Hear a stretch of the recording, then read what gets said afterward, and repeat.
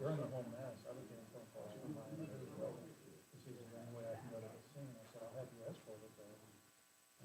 My lieutenant, he was like, stuff like that. But sometimes I got everything goes down.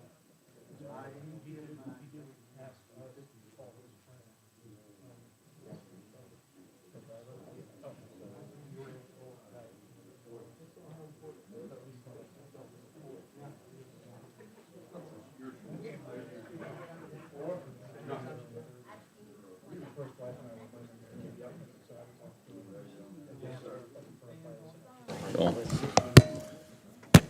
All right, I'd like to call the Board of Supervisors meeting to order. As always, let's start with the Pledge of Allegiance and a moment of silence. I pledge allegiance to the flag of the United States of America, to the republic for which it stands, one nation, under God, indivisible, with liberty and justice for all.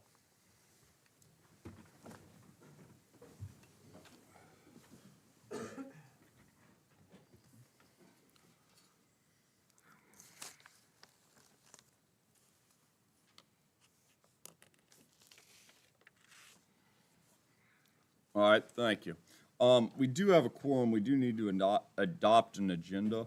The only addition that I have, and we were going to do it in closed session, but now we are not.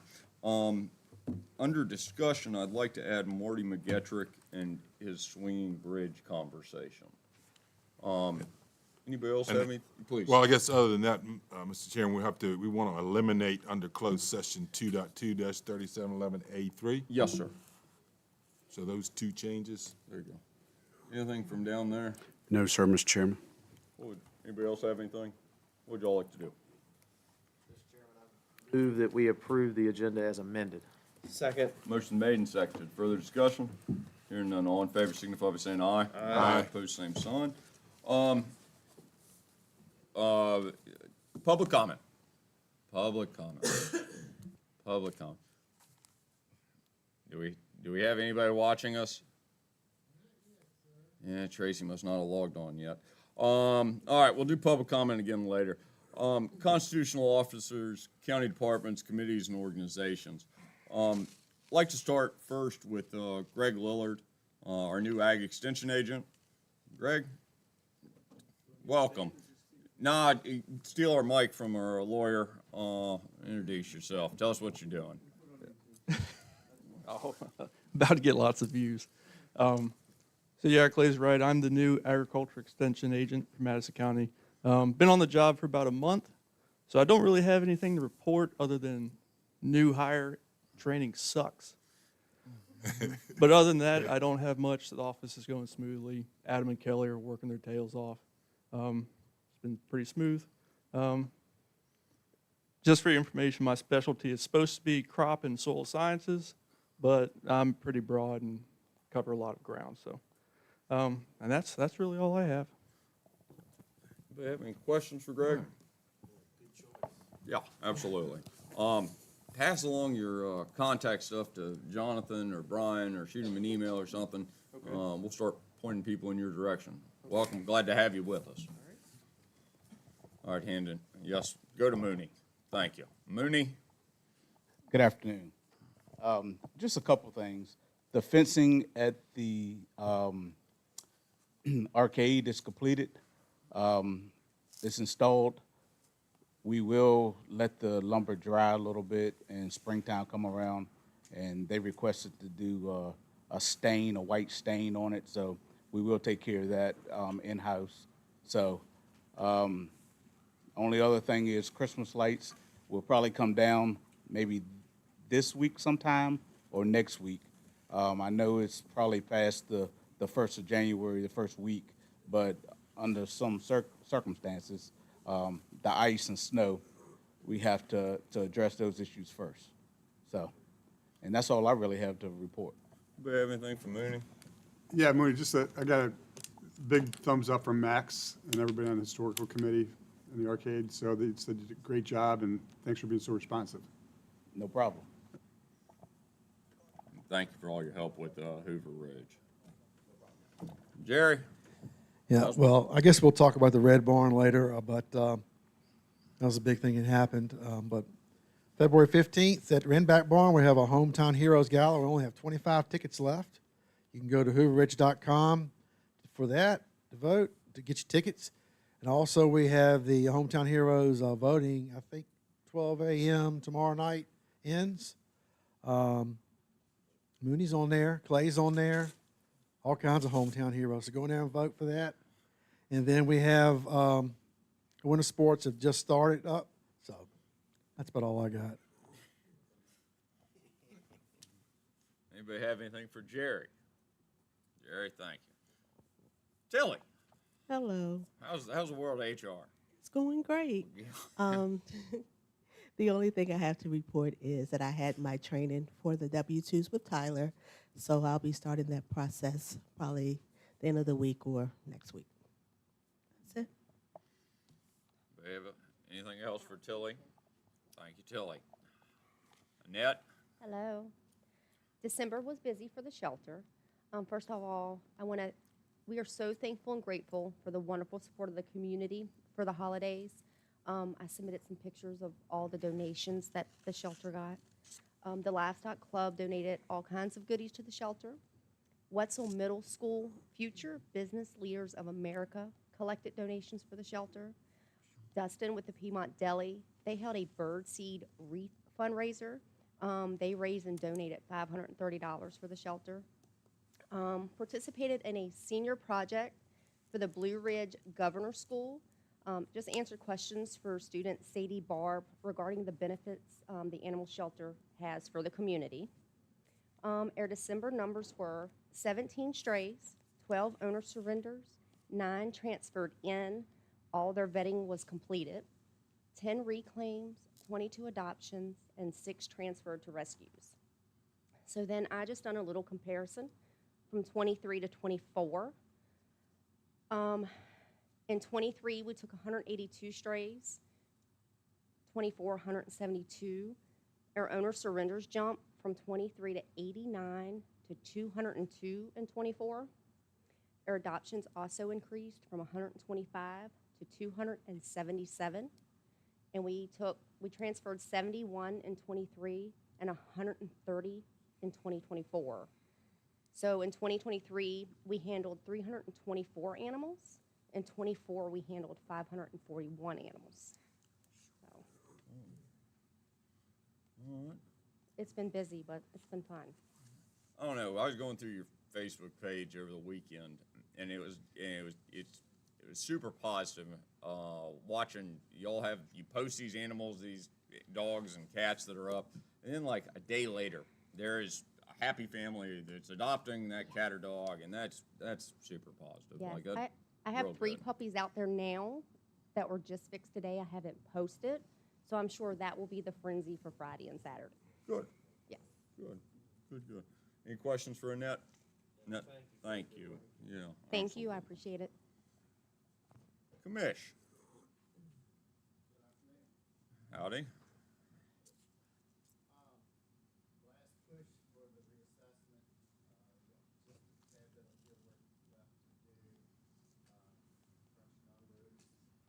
Realistically, looking at having the assessor hearings probably first part of March. We're aiming for mid to late February, but realistically, first part of March. So yeah, that's going as normal. There's always holdups and delays and things. You know, a little bit behind what we did in 2019. There's no real issue for just delays. And things pushed back. Any questions on the reassessment? Anybody? All right.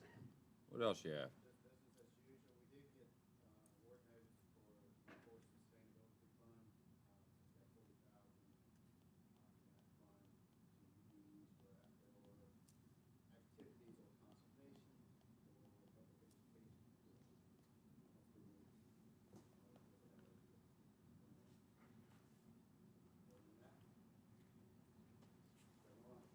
Good. Beth? No. No. It's because I didn't have it on. That makes a difference. All right, thank you, Commissioner. Ms. Warren, happy birthday. Thank you. Good afternoon, everyone. I'm not celebrating birthdays anymore. The FY24 audit is going well. We did get our first set of journal entries from the audit team, made those entries, and we're going into the final phase of the audit. So we're still planning on seeing the audit completed by January 31. Working on the FY26 budget, we just kicked it off a couple weeks ago. Department heads are entering their budget requests in and their capital requests, and everything's tracking well. Outside agencies are also completing applications, so that process is going well. And the only other thing is I wanted to report is been working on the financial review with Davenport, which they will give more information on. Any questions? Question for Mr. Warren? Thank you, Mr. Warren. Noah? Good afternoon. December was busy, 165 calls. 10 minutes was our response time average. I was happy to see that our NUA times were reduced, so that happened 8 times. Very happy to report that we're fully staffed, so we're going to keep moving forward with that. Not so good news, the RSAF grant I put in for the ambulance and chase vehicle, we did not get awarded for that. Community paramedicine, the Virginia Office of EMS approved the program. They were a little delayed in the approval letter. We've been operating for a while, but that's a really big milestone to have that officially on paper. Right now, Tiffany's working on 13 open cases, and she has 15 pending referrals for that. Happy to answer any questions. Any questions for Noah? All right. Thank you, Noah. Thank you. Pass to Gavin. Gavin? Good evening, everyone. Thank you. Not a lot to report this month, just a couple things to update. The EOP did get distributed to all the people on the distribution list. I believe last week is when I sent it out. There are still a few updates that are happening, and we'll clear those up as they come in, but that can be more of a working document throughout the year. The middle school generator, I spoke with Stacy this afternoon. There's about 2 more days worth of work to be done.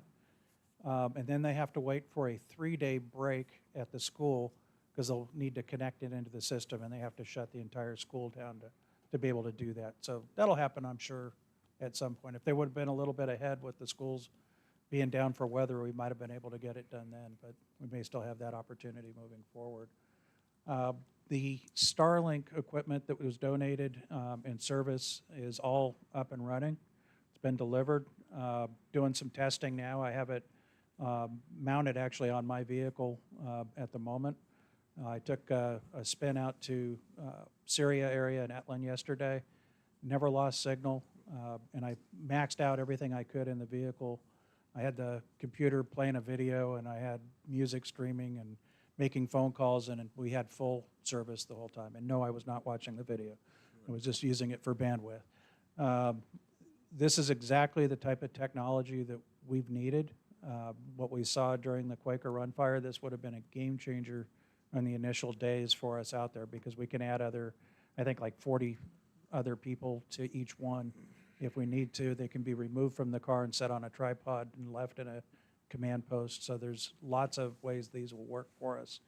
I think there's other opportunities within the county as well, but we'll continue to test. Brian's mount is still waiting to come in. Once it's in, we'll get that all installed for him and show him how to use it and go from there. But it's a great gift, great donation, and a great way to use those resources to serve the county. And that's all I have. If anybody has any questions. We're sending like a thank you letter there, right? That's already been done, All is right, it not? good. That's really good. Yeah. Redundance. I believe I already saw it. Yeah, Good. I think Brian handled that part of it. But yeah, no, it was a very generous donation, and it really is proving out what we've needed all along. Any questions for Gavin? Gavin, thank you. Thank Sean? you. Good afternoon. For December, 911 center, we took approximately 378 911 calls. For admin calls, we received 1,676 and made 975. Total call volume for the month was 3,029, which is an increase of 9% from last year's December and a total of 12% from the whole year, 23 to 24. Our calls for service was 939 for a total for the year of 13,868. And my spreadsheet formula is a little off. It's not 170%. It actually was 102%, so a 2% increase there in actual calls for service. With the radio project, like I said, right now the system's up and running. It's meeting our expectations. Greene County, their portion of the system went live on the 8th. And we're still fine-tuning some associated programs like our mapping program and location services. For staffing, I have one dispatcher still in training. She's going to attend the academy first week of February. I still hold 2 vacancies, and my application process is open, and I'm evaluating some applicants. We haven't had any real community outreach programs this month. I then went ahead and took the liberty of kind of compiling the numbers for the year for you, just to get an idea of what's been going on. So for total calls through the center, we had 45,363, which is an 11.5% increase from 2023. We were just getting busier. Calls for service went up 2% to 13,868. So our project of the year, Motorola the P25 system, went live on November 19th, which is a culmination of several years of work that Brian has been doing. Our overall street coverage for the radio system went from about 58% on the old system to about 98% and more. This increase of coverage really affords us greater safety for our public safety responders and the county citizens in general. The new radio system, the technology will allow us for future expansion, growth, and the ability to branch out with new technologies like Starlink and things like that. Just puts us in a better position overall. Our staffing for the center over the year, basically on an average, we maintain 2 vacancies throughout the year. That kind of represents the overall shortage in public safety personnel nationwide. Our compensation plan that we implemented last fiscal year greatly improved our ability to hire and retain personnel, so that it did help. But we're seeing that marked increase in call volumes is going to cause me to kind of entertain expansion and the need to add staffing numbers and maybe have more people sitting on the floor for shifts. For community outreach programs, we still maintain our senior call-in program. Those aren't familiar with it. It allows seniors who may not have family nearby to call in, speak to a dispatcher, let us know they're doing okay. And that's crucial for personal interaction for someone who's living alone and a senior living alone like that. And then we also still participate in various community projects, trick or trunk, various parades and things like that. That's all I have. Any questions? Anything for Sean? Yeah, I just want to know, Sean, if you were fully staffed, how many would you have? Right now, total staffing for the center is 14, including myself. So 2 out of 14 missing for the most of the time. Minimum staffing on the floor right now is 2 dispatchers at all times. Right. In a perfect world, with the total 14, I would have three dispatchers during the days and 2 at night. Just that's generally daytime is more busy. Because we also handle all the paperwork from the courts, warrants, and things like that. That nighttime doesn't really entertain or cover. So did I read something that Governor Youngkin put out about reclassifying 911 center or emergency services folks, your employees, as more first responders? And yes, you following got that? tabled from last year to this year, so I'm pretty sure they're entertaining it again. And it's also being addressed on the federal level as well. Okay, all right. Well, let's keep an eye on that. Yes, sir. Anything else for Sean? Sean, thank you. Yes, sir. Hand it back to Livingston. Hello, everyone. Livingston? We're pretty busy right now, trying to get ready for the EMS move. We were thrown a little bit of a curveball, but due to prior planning on our part, we're going to succeed. We needed to get connection back from E91 to the courthouse, which we put in last year and had it available for this. Otherwise, we would be hopping some hurdles right now. So that worked out good. We're expecting to have everything installed and ready to go by opening day. All the networking gear, the phones and all. We're going to transfer all that stuff over the day of the move instead of having two redundant sites running and then we got to shut one down. We're just going to pick it up and move it over. So that's all working out okay. Working on Tyler tickets still. Got problems with the permit folks. Still got problem with remote access coming in for time and attendance from the World Wide Web. That's been held up by a change in what they call VITA, which is the POPO that makes sure you have all of your DNS entries monitored and they're all valid, and they control all that. You can't get in and change. No, they have to go. You have to go through the statewide organization. But once that gets fixed, we are hoping that people will be able to jump in and start working from them. Otherwise, we got to work around using VPN for people. That includes Parks and Rec, which we should be bringing them on soon too. Mr. Daniels got a new project for us. It's actually an old project, but it's raised its head again. And that's his CAMA project. That's going to cause us to, it's a pretty big project. We're going to have to and get a separate instance of, I don't need to get into the technical stuff, but we've got some server work and some database work and connectivity things that we're going to have to get prepared for that. But that's quite a large project, and hopefully he's talked to Jennifer about how we're going to pay for it. We had problems last weekend, not this past weekend, but the one before, where Segra, our connection, was up and down all weekend long. They appear to by now have gotten that straightened out, but we also built a monitor, a PRTG monitor, which is a program, and we now are watching that circuit 24/7 in case we have that sort of a hiccup again. We won't have to rely on coming in on Monday morning to work on that because we'll get it over the weekend. Setting up accounts for the Board of Equalization, folks. And that's about it. Trouble tickets all day long, every day. Having fun. All right. Any questions for Livingston?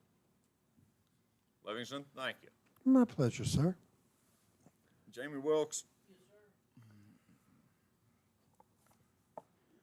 All right, good afternoon, board members.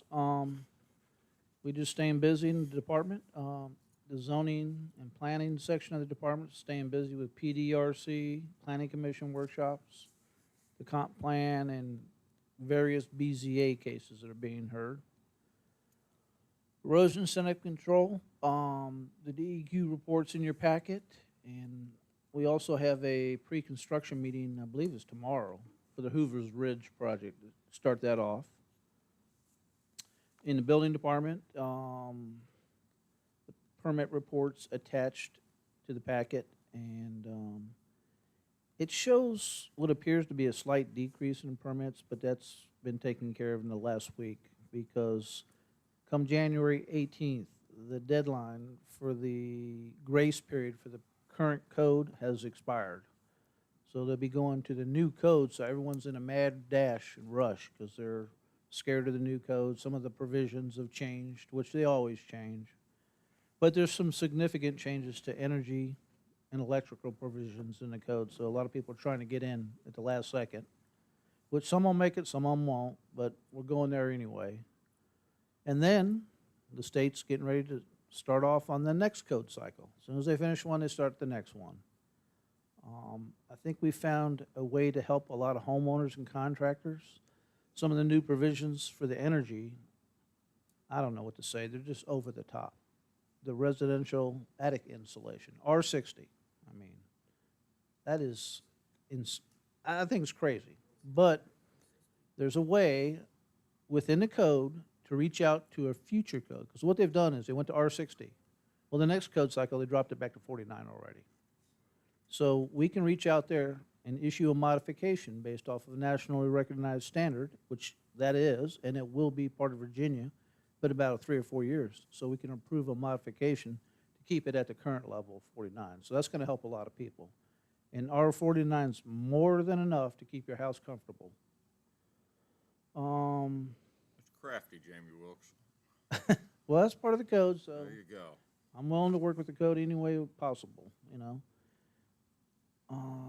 A couple notes, I didn't put it in there, but Carl achieved his commercial building inspector certification, and Janet got her zoning inspector certification through ICC. And I threw in here a couple things. Some of you are probably aware, but in town, I work with the town zoning, which I'm not sure who's zoning there. But the old Miranda's restaurant, I've talked to the owner and talked to town. They'll be opening in the near future, so we'll have another restaurant. And then also in town, there's a event venue / conference center coming. The old church, and I think they call it the Boathouse or Steamboat or something like that. It's been purchased, and they're working on plans to renovate that and have it as a little event center or conference center. That's mostly updates. Any questions do you have on any of that stuff? Go ahead, please. How about the hotel, Jamie? Anything new with that in town? Nope. And I don't foresee it anytime soon. That's a massive undertaking, to say the least. I've talked to the fellows that purchased it, but they haven't done anything at this point. Please, Jim. Jamie, this question's specifically for you, but invite Supervisor Yao or Dawson to chime in since they're involved. But we've been using the PDRC for a while now. Do you feel it's been beneficial? I think it is. Okay, I think great. it is because in the past, I mean, let's be real. In today's world, we live in a labyrinth of regulations, and the average person would have no clue where to begin. And at least this gives them, hey, look, this is what you got to look forward to. So, and we can help you with the path. I think it's a good thing. Yeah, I agree. A lot of good stakeholders are there. You got Health Department, VDOT, building, then administration, planning commission, couple of board members. So it's Tourism. yeah, tourism. Yeah, Economic yeah. development. Another meeting. Yeah, it's another meeting, but it will help owners, businesses, whatever you want to put it. And then if sometimes there's some oddball organization we need to have, or jurisdiction or something to bring in, and we'll contact them too. Like if we needed the Corps, we could get them, or VDOT, or whoever it might be. All right. Anybody else, anything else for Jamie Wilkes? Thank you, Jamie Wilkes. All right, I think I've hit everybody. Anybody, did Tracy join us, Livingston? All right, there you go. Mr. Moving Chairman, fast. Yes, we sir. have Mr. Henry from REC. Yeah. I don't know if he has anything. Mr. Henry? All right, there you go. Well, I'm glad to have you. All right, we do have a consent agenda. We've got minutes from 12:04/2024, 12:10/2024, and then minutes from 1:07/2025. What would y'all like to do? Mr. Chairman, I move that we approve the consent agenda as presented. Second. Motion made and seconded. Further discussion? Hearing none, all in favor signify by saying aye. Aye. Opposed, same sign. We do have a special appearance is with Davenport and welcome. Jonathan, you gonna start us off? Yes, as Mr. Lau goes to the podium there, I kind of want to set the stage. I know it's a lot of information, but it's good, I think, for the board to be presented with financial analysis. Looks at a variety of things, whether it's historical revenues or expenditures, your capital, so you can make your best decisions. Also, want to recognize Davenport, but Ms. Warren, who's worked tirelessly on this. I know Brian and I have had some input on this as well. But I also want to set the stage in case you did read ahead. Staff, this is more of an absorption for you all tonight. If you certainly ask questions, fire away. We anticipate the board would like, and we plan on having some additional follow-up with Davenport in the future. probably closer to budget time. So staff's not here tonight to recommend scenario 1, 2, or 3. So don't get scared on that or concerned. But I just wanted to mention that. So there's a lot of information in here, digest it. You're in great hands with Kyle here tonight. He can run through it at his leisure, and there's definitely time for Q&A with the board. So Kyle, take it away, sir. Absolutely. Mr. Chair, members of the board, nice to see you. It's been a little while. Picture, is this on? Yes. Everybody hear me there? All right. Again, nice to see you. Kyle Laux with Davenport. It's been a little while, but good to see some familiar faces, and always appreciate the opportunity to be here with you in Madison County. My colleague Gracie Capeless sitting there as well has been a big help, and certainly thanks to Jonathan and Jennifer so far in terms of what we have.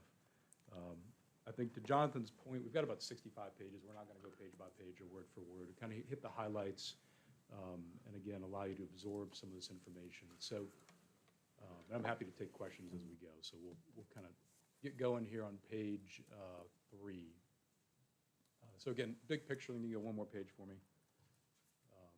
Background and approach. So again, as your independent financial advisor, which we appreciate, we've been that for a number of years and work closely with your staff, even work with Jonathan in his prior engagement with many of your peers. And so what we're really asked to do is something that we did, I think it was probably about 2020, it's weird years, the COVID year and all that kind of good stuff, but really take a look at the county overall. So the title of the document here, Financial Overview, Comprehensive Financial Review. So take a big picture look at the county. We're not auditors, obviously your audit's in process, understand that's in good shape, but want to take a big picture view of things financially. We'll start there, and then we'll get into some specifics looking at that CIP. And we like to kind of do that this time of year. You're obviously about to embark on your budget process. You've got good financial results, and so I'll just tell you that before we get into the details and the weeds. You've had a very good 5 years. We don't see any issues or problems. Every place has challenges. We'll talk about some of those, but big picture, you're in very good shape relative to the overall finances of the county. One more point here, we are not a bank, we are your advisor, and so I always like to kind of give that disclaimer. We're not here to lend you any dollars, so forth and so on. So I think we'll flip the page. So goals and objectives, what will we cover? Again, number one, a little bit of history in terms of financial results through 2023. We know Jennifer's working real hard on the 24 audit. We'll be able to incorporate some of those results, which we understand are positive as you work through the budget process. We're going to throw a couple peer comparatives in here, so you'll see that kind of sprinkled throughout. Obviously, the presentation's focused on Madison, but give you a sense of how your peers, how your neighbors, both in the region across the state, are faring in a number of these financial and debt metrics. We'll talk about your existing debt profile, which is very steady and status quo. And then we'll get into some of the forward planning. As Jonathan mentioned, we've got 3 different scenarios here in terms of capital for the future. We'll give you some context around all of that. So with that, we can flip forward. I'm going to take you right to page 11. If we can go right to page 11. This whole section here is some demographics. We won't review that in detail. In fairness, not within your direct day-to-day control, just some good background. It certainly is going to inform how outside agencies are looking at you as a county, but again, not within your day-to-day control. The one thing we did want to point out here, it's just a nice little bit of good news, at least as we look at this from the outside. Your income levels in the county. It's measured by your median household income. We've basically layered this between Madison, the state, and the U.S. in terms of those 3 columns. What popped out to us here is that you look at your growth in terms of median household income in the last 5 years, you've been growing at over 7% in terms of those median household income levels.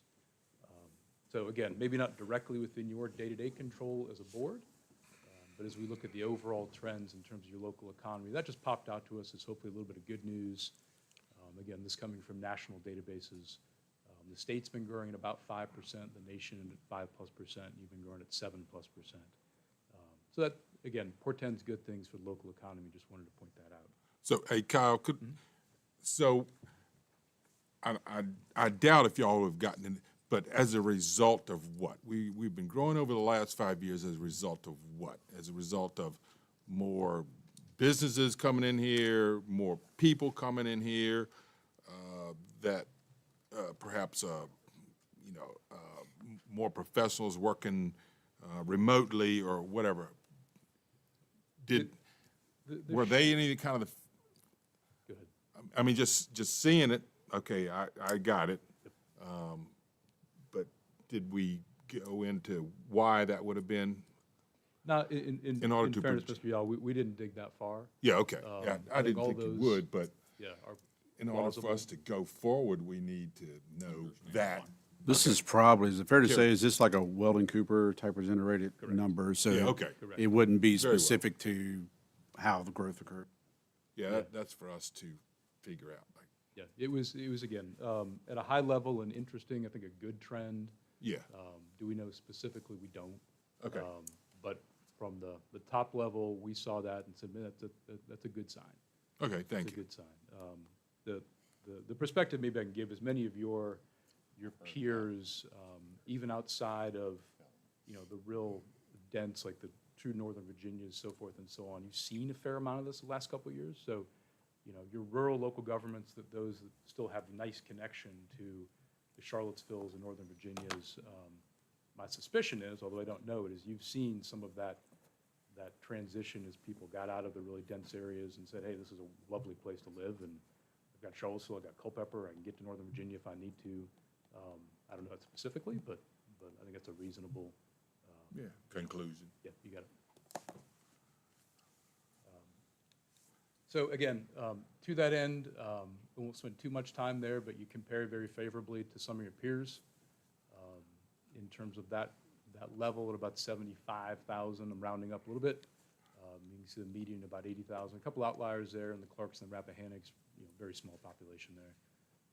But you compare yourself to the Greens, the Warren counties, the Rockinghams, you're right in there in line demographically with all of those. So I think we can keep going here. A little bit of the tax base, and so we'll give you the highlights here. Clearly, your single biggest revenue stream is that underlying real property tax. You've had a nice trend there. We'll look at that in a graph. Obviously, you're going through a reassessment process right now. Many of your peers, and you probably know this, have gone through that process within the last couple of years and have seen very substantial increases in terms of the underlying tax base.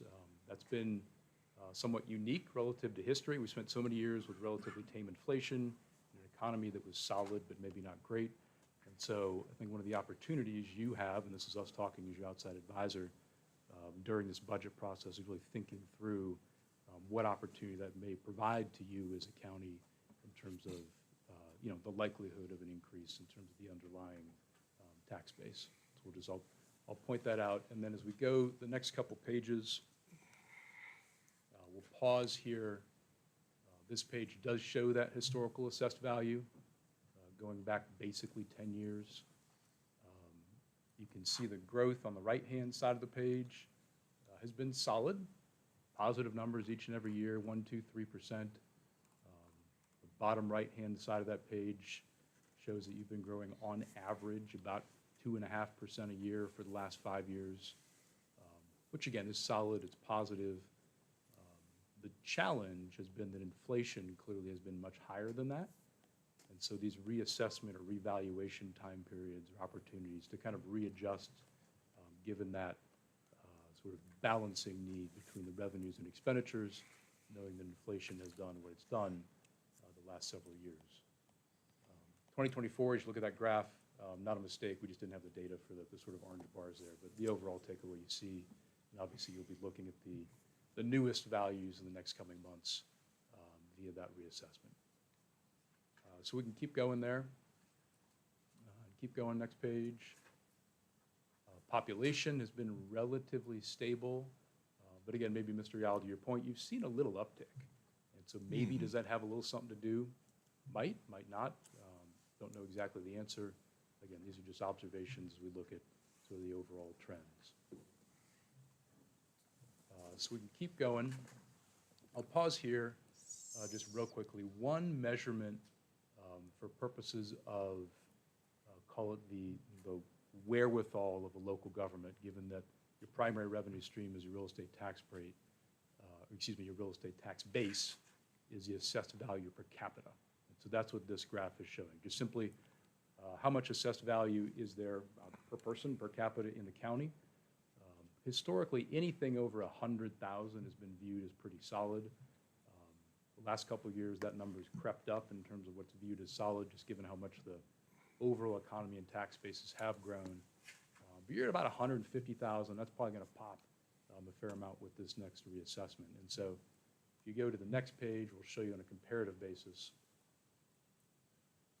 If you're right now at about 150,000, you see that peer group median's about 159, so you're right in the range.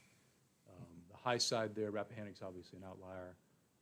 But you can see again, the Warren counties of Rockbridge, Culpeper, Orange, all of them right in around the same range as you in terms of assessed value per capita. Not necessarily specific in terms of your budgetary affordability to do various things, whether operational capital, but just gives a good sense of big picture what you're working with in terms of the underlying tax base, and it looks very solid.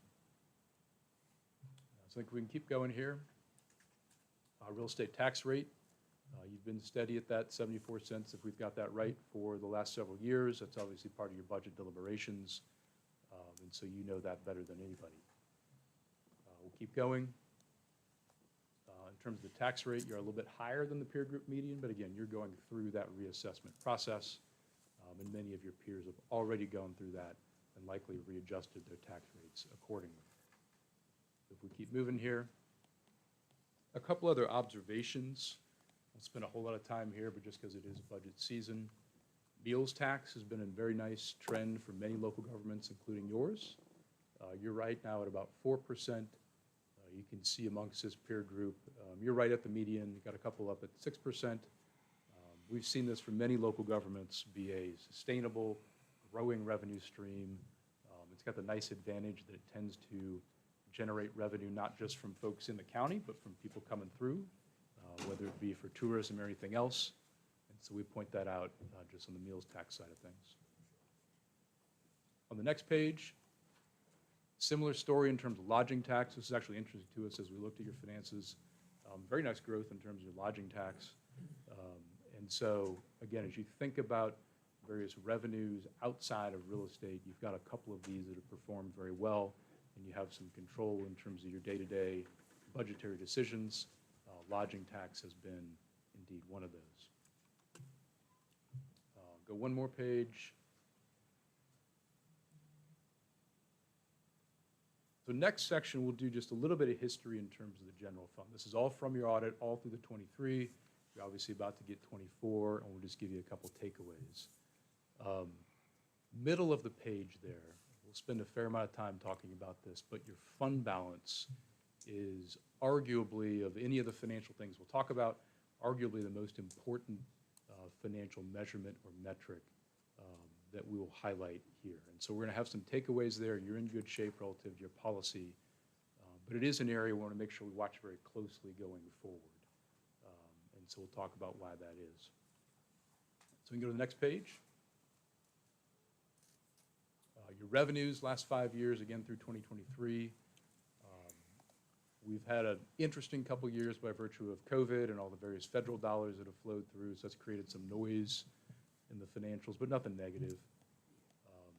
General fund revenues have been growing about 5.4% on average the last 5 years, so healthy 5% growth. We've had some unusual, again, state and federal dollars come through. That's kind of worked its way through the system. So big picture, you've been growing nicely in terms of revenues. Interesting, if you can see this, I'm trying to use a laser pointer here, see if I can do this. So this is a powerful laser pointer. So general property taxes, that's your primary revenue stream. At about $18, $20 million, if you scroll over there to the right, keep going, there you go. That's been growing at about 4.4% a year last several years.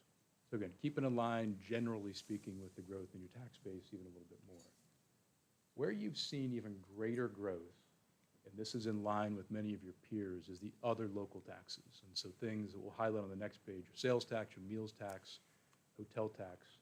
those have really been growing basically at double the rate of your property taxes over the last 5 years. And so if we go to the next page, we'll break that out a little bit more.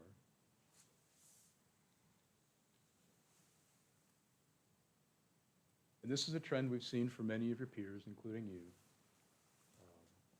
Sales tax. So sales tax has actually been growing, this CAGR acronym is compound average growth rate. So basically, on average, how much has that been growing in the last 5 years? That's been growing at, on average, 12% a year in terms of your sales tax. Where does that go going forward? Clearly, we've had a very large growth in the overall economy. The shift during the pandemic to everybody buying things online and Amazon trucks constantly delivering things, that's clearly had an impact on that. But that has been a very healthy, steady growth that is a revenue stream that's obviously not your property taxes, which is a good thing. You've had a couple new revenue streams, cigarette tax, you see that there. We go down to, if I got my pointer here, hotel and motels actually been growing on average at 26% a year. So not as big a dollars in the overall stream, but very, very nice growth over the last several years. So again, we sort of point those out. You're obviously going into the budget process. We'll talk at the end of the presentation about projects you've identified, obviously all up to the board in terms of what you decide to do there. But we do want to point out there's a number of different revenue streams that have been growing nicely for you, even in addition to the real estate side of things. So go to the next page, look at the other side of the equation on the expenditures. Just keep going down to the bottom. Just highlight real quick. Total expenditure has been growing a little bit over 3% a year. So revenue's been growing about 4 or 5%. Expenditures have been growing about 3%. That says to us, looking as outsiders, you're doing a good job managing the budget year to year. You've got revenues growing faster than expenditures. You'll see that in your bottom line results. That's a positive trend, and that's what you want to see. As we go to this next page, and so this is really just wrapping together these two concepts. We've got our revenues, we've got our expenditures, compare those two. That's what you see in the graph here. Because we're still in this sort of immediate post-pandemic time period, we've got some noise and some spikes in the financials, and that's what you see. Through some of this, this big peak up here is the last borrowing you did as a county. So that's not recurring revenue, that's actually a borrowing. So we're really focused on these last several years. When the 24 audit is done, we'll be happy to kind of put that right there so you can see that trend. But a generally very positive trend. 2023 was a good year. You want to see obviously more revenues and expenditures flowing into your bottom line. You've seen that last couple of years. 24 will be good to see. So just be one more year beyond these interesting COVID years. We had a lot of noise with special dollars flowing through that are not recurring. So as we flip to the next page, so here is our fund balance. And as I said on the outset of this little section here, if there's one takeaway from the financial portion, this little section here in the presentation, this is a very, very important one. Your fund balance, there's a number of different categories as the auditors account for it, but this really is the core of your wherewithal as a county, and so we focus on it a fair amount. What we've seen in terms of the trend, and this is pretty similar to many of your peers, you saw a nice uptick in that fund balance during that just unusual pandemic time period. Most folks cut the budget way, way back. The world ended up panning out from a revenue standpoint much better than everyone thought. That helped. CARES dollars, ARPA dollars, all the various acronyms, that flowed through. And so what you saw was a nice uptick in terms of the total fund balance. We were talking in the 2019 time period, you're about $15 million in total. Really about 16, you see at the bottom of the page there. That jumped up, that's a little bit of bond proceeds, that's borrowing, and then it's kind of leveled off last several years.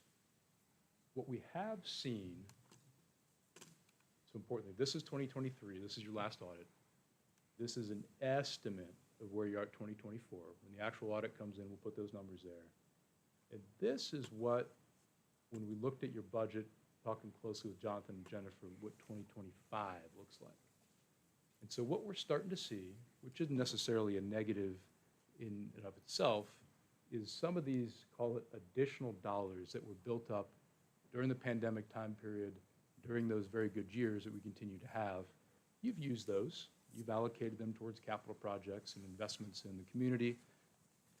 Totally warranted, good idea. But it does, you can just see that right there in the graph, get to a point whereby we've really used the vast majority of those dollars in terms of sort of the over and above the policy level, over and above the unassigned. Much of that has basically been used the last several years, obviously at the board's discretion. So that leads us to looking at these dark green, I guess, kind of light green bars here. If we started, and this is the unassigned fund balance, so of all the various components of the fund balance, the unassigned is the core, it's the base, it's the most important of the various categories. So we started in 2019 at about 11 million, I'm rounding up there a little bit, about $11 million on unassigned, very solid level. And if you take your eye all the way over, this is an estimate right now for 2024, we're at about 11.4 million. And then the assumption is you've got a balanced budget. We'll see how 2025 plays out, but you're right at about that $11 million level. So round trip over the last 5 years, you're about the same level in terms of unassigned as you were. It's in compliance with your policy. It's actually above your policy level, so you've got some margin relative to that. So it's a good thing. But these other dollars have really been spoken for, and that's one of the themes that we're seeing as we kind of think about the planning going forward. So if we go to the next page, won't read this word for word, but again, the unassigned fund balance, it's the most important critical component of it. Emergency situations, therefore opportunities, so forth and so on.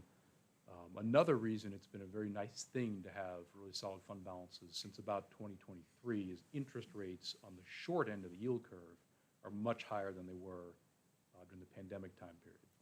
And so when we were last talking as a board and we were borrowing some dollars, we'll talk about what those interest rates were. They were very, very low.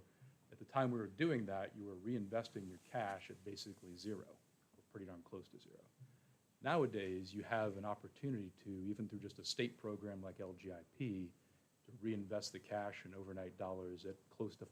And so you think about one of the reasons and rationales to have a really strong fund balance. One of those is you can earn real interest earnings that inures back to the benefit of the county and the board. It's a great way to help offset some of the inflationary pressures and operational pressures that you and every county are facing. We also are in a position, we'll talk about this at the end of the presentation, whereby if LGIP right now is in the mid-high 4% range, you can actually borrow at an interest rate probably at or below that. And so that's another interesting dynamic. It's very different than it was back in 2021. And so we'll take that into account as we think about the planning going forward.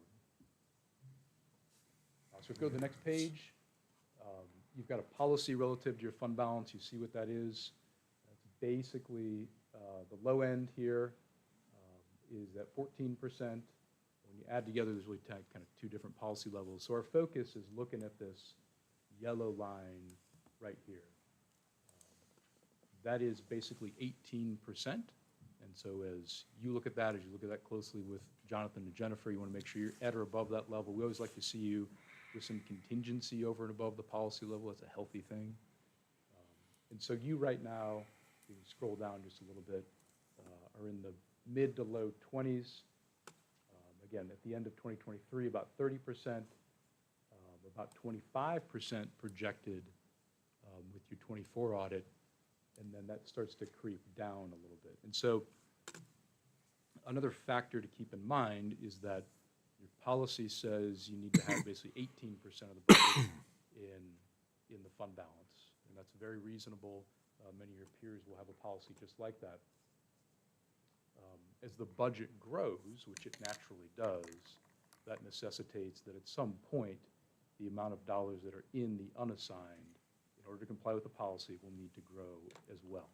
And so you're well above the policy right now, but as things continue to progress, it's reasonable to expect, and that's exactly what you're seeing in this trend right here, The unassigned fund balance drops maybe a little bit, but even between 24 and 25, if we assume it's the exact same number, as your budget grows, that percentage starts to drop a little bit. So again, not a cause for concern right now.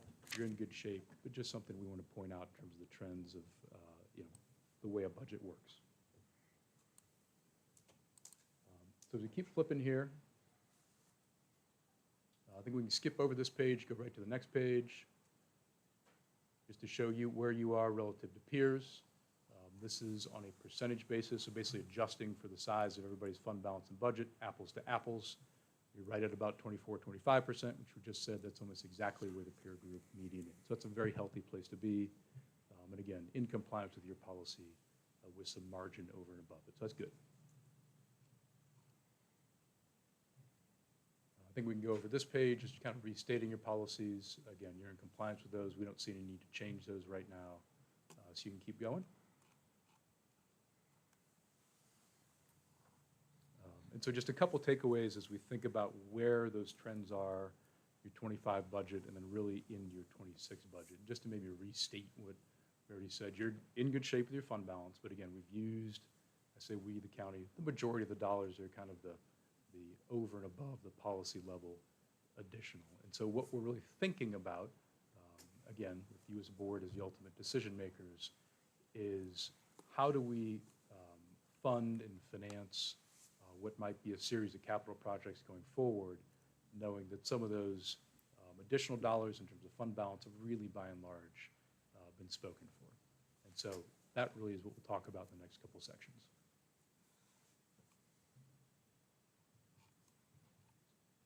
You can keep going here.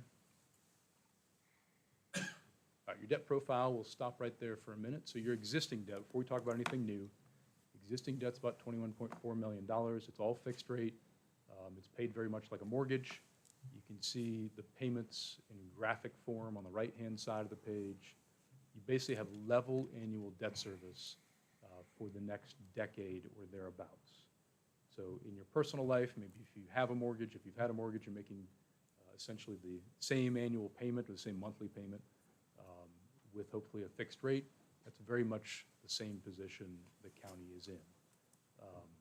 At the bottom of the page here, in terms of interest rates, we're always looking for opportunities to refinance. But again, you're able to take advantage of those very, very low interest rates during that post-pandemic time period. And so you're basically locked in at 3%, 237, 239, and one little tiny loan at about 4.5%. So your locked-in cost of funds is below 3%, and that is fixed the entirety of those loans with the ability to refinance if for some reason rates allow for it, but we don't see that right now. There's such favorable interest rates. So we'll keep going. You've got a variety of debt ratios. Just keep flipping a couple pages. Debt to assessed value, we'll stop right there for a second. Let's go back up. So we basically have a policy as a county. We don't want that debt to assessed value to be any greater than 3%. Right now, we're at about 1%. So in terms of capacity to borrow dollars and still be in compliance with our policy, you've got capacity here. We'll quantify that in the next section. You can go to the next page. On a relative basis, you're right at the peer group. And so you can see that, and you can go to the next page. Debt service to expenditures. So this is another policy you have, and one's very common for you and your peers to have. It basically measures how many pennies out of every dollar in the budget are going to make a debt service payment. Your policy says we don't want to have any more than 10 pennies out of every dollar in the budget going to make a debt service payment. Right now, you are actually below 4 pennies or 4% in terms of the proportion of the budget going to make a debt service. So that's a very, very low level, strong level, solid level. And again, that tells us you've got some capacity to do some things in terms of borrowing, again, at the discretion of the board, and still be in very good shape and in compliance with your policy level here. Go to the next page. On a comparative basis, you can see this peer group meeting is about 5, you're about 3+. Right now, it's a big wide range. Rappahannock and Green are on the low level. Green right now is working on a very large reservoir, so that number's going to jump substantially. And so you can see the Oranges, the Page, the Warrens, the Rockbridge, so forth, so on, upwards of 9%, close to your policy level. And again, this tends to be a generational type of thing. When there are needs that need to be taken on, these ratios tend to go up. You kind of work your way through that cycle, these ratios tend to go down. But anywhere in that 10% range and below is viewed as being very solid.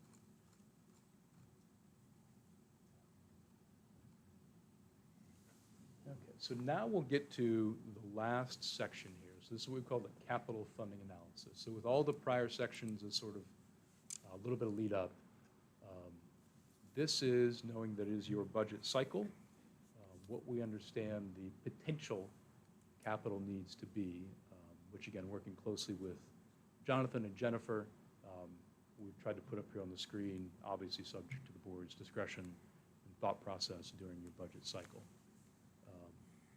If you scroll right down, so in total, this is actually the year we're in right now, so it's about $28.9 million over a 6-year time period. This column right here is 2025. Jennifer can correct me if I'm wrong, but that's basically all fully funded, fully spoken for. We kind of know how that's going to work. And so what we'll see on the next page, scroll on down, the challenge, keep going down a little bit. The challenge is really, how do we look at and think about what's highlighted in blue here, which is about $19.8 million for conversation purposes, just call it about $20 million over a 5-year time period of new identified capital projects. We'll note here, but I think just maybe for labeling purposes, it's labeled as fund balance for school or county projects.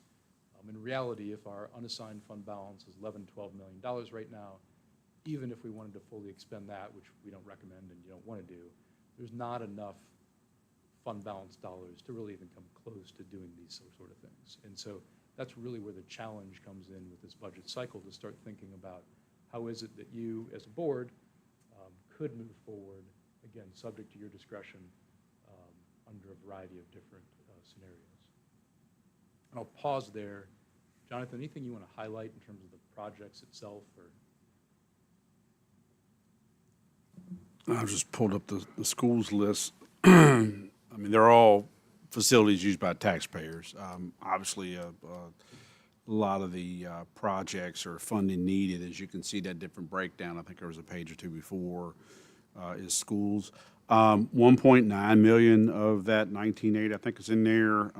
We did some worst case scenarios, so the county has not committed to fully fund the remaining portion of the Hoover Ridge Outdoor Recreation Facility, but 1.9 million lives in that $19.8 million number. You may recall there was a facilities condition assessment report the county funded for schools and the county facilities. That's what we've used to look at maintenance costs, replacement, all that stuff, life cycles, for all facilities, both county and schools.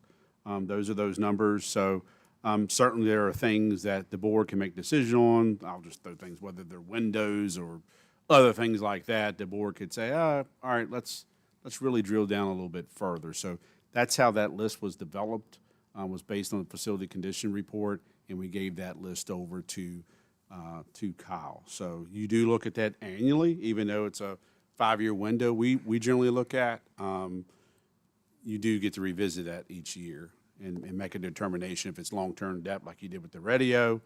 I will say some of the drop in here, you're going to have ARPA dollars going down. That was about $2.5 million, and that's tied to broadband. So as that project is continuing to be completed, that number will draw down, as well as the radio project, the monies that were borrowed for that.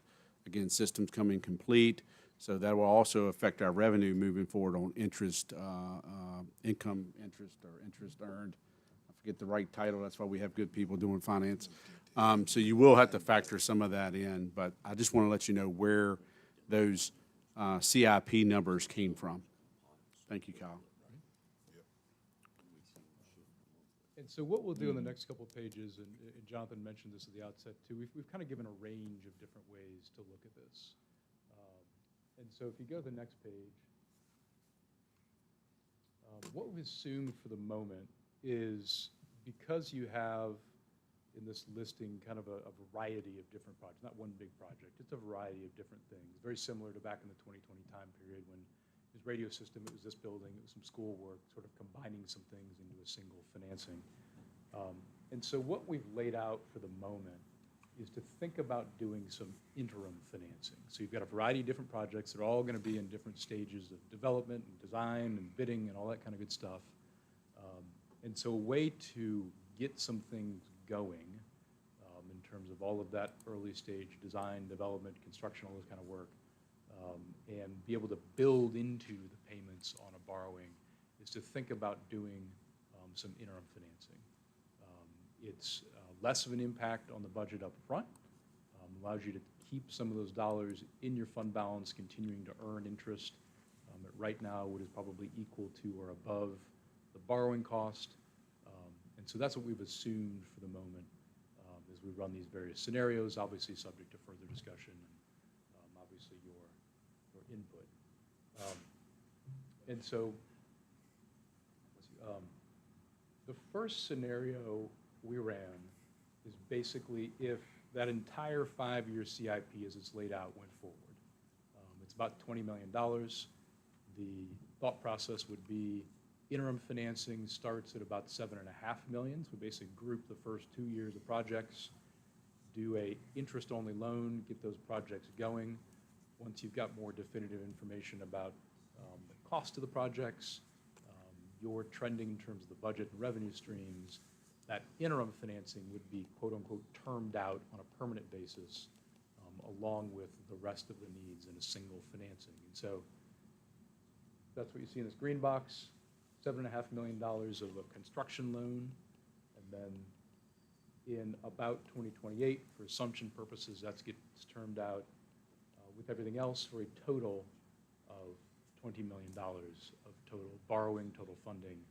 That would take care of that whole list on that project or on the prior page. So as we flip the page, we made a couple assumptions here. We're purposely using what is above market interest rates, trying to be a little bit conservative. And so you'll see that in the numbers, 4.5% for interim financing, 5% for permanent financing. That's solidly above the current market, but that's on purpose. We don't control rates. You don't control rates. It's a little conservative. So we'll go to the next slide. You can see visually as we start to layer that in. So the dark green is your existing debt service. That's at roughly level payments at about $1.7 million a year.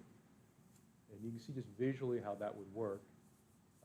That is the payments on the $7.5 million of interim financing. Gives you about 3 years to kind of build in. And then that is the debt service on a $20 million permanent financing. Again, these are very conservative numbers to start with. We've used a relatively short amortization. It's a 15-year assumption in terms of the amortization. You can go longer than that depending upon the underlying projects. Building projects tend to have longer amortizations, longer life. Equipment type of projects have shorter amortization, shorter life. So we kind of tried to find a rough average of what maybe looks reasonable, probably pretty conservative at 15 years here for the moment. So if we go to the next page. Okay, so this is an important page. This is basically equating, and we talked about this a couple of years ago, from a budgetary or cash flow standpoint. What does borrowing this magnitude of dollars look like in the affordability aspect of it? So prior section, we talked about debt capacity. That's basically how much can we do and still maintain compliance with our policies. This page is really showing us the affordability side of things, where the dollar is going to come from to actually make the payments. We've assumed in this on a very conservative basis as we run these numbers. The only place you have to get that is the real estate tax rate. We know that's not the case. You know that's not the case. You've got other growing revenue streams. We talked about sales tax and the meals tax and the lodging tax, so forth and so on. As we run this particular chart, we sort of pretend for the moment that the only lever you have to pull is real estate, just to kind of give a good order of magnitude of the impact to the budget. In reality, you can come up with the new dollars for any variety of different sources. Doesn't all have to come from real estate. And so what this really shows is that if indeed that full 20 million went forward, the, as we call it, tax equivalent impact is roundabouts 9 pennies. Importantly, that happens over time. That's not all at once. You've got an ability to kind of phase this in and think about that in probably multiple phases, multiple tranches is probably a very simple, maybe worst case scenario just to start with. So if you go to the next page, when we layer this first scenario, which again is everything that was identified into your debt ratios, you are still in compliance with both of those. So debt to assessed value, you've got a nice level of capacity, and this is before you have this reval, so that would actually look even better. And then debt service to expenditures, you'd still be below 8%, even using some conservative assumptions. So from a capacity standpoint, you would be well in line with your policies. You'd be in very good shape if indeed this went forward. Obviously, the budgetary side of things is usually the challenge and the one to think through a lot. So go to the next slide.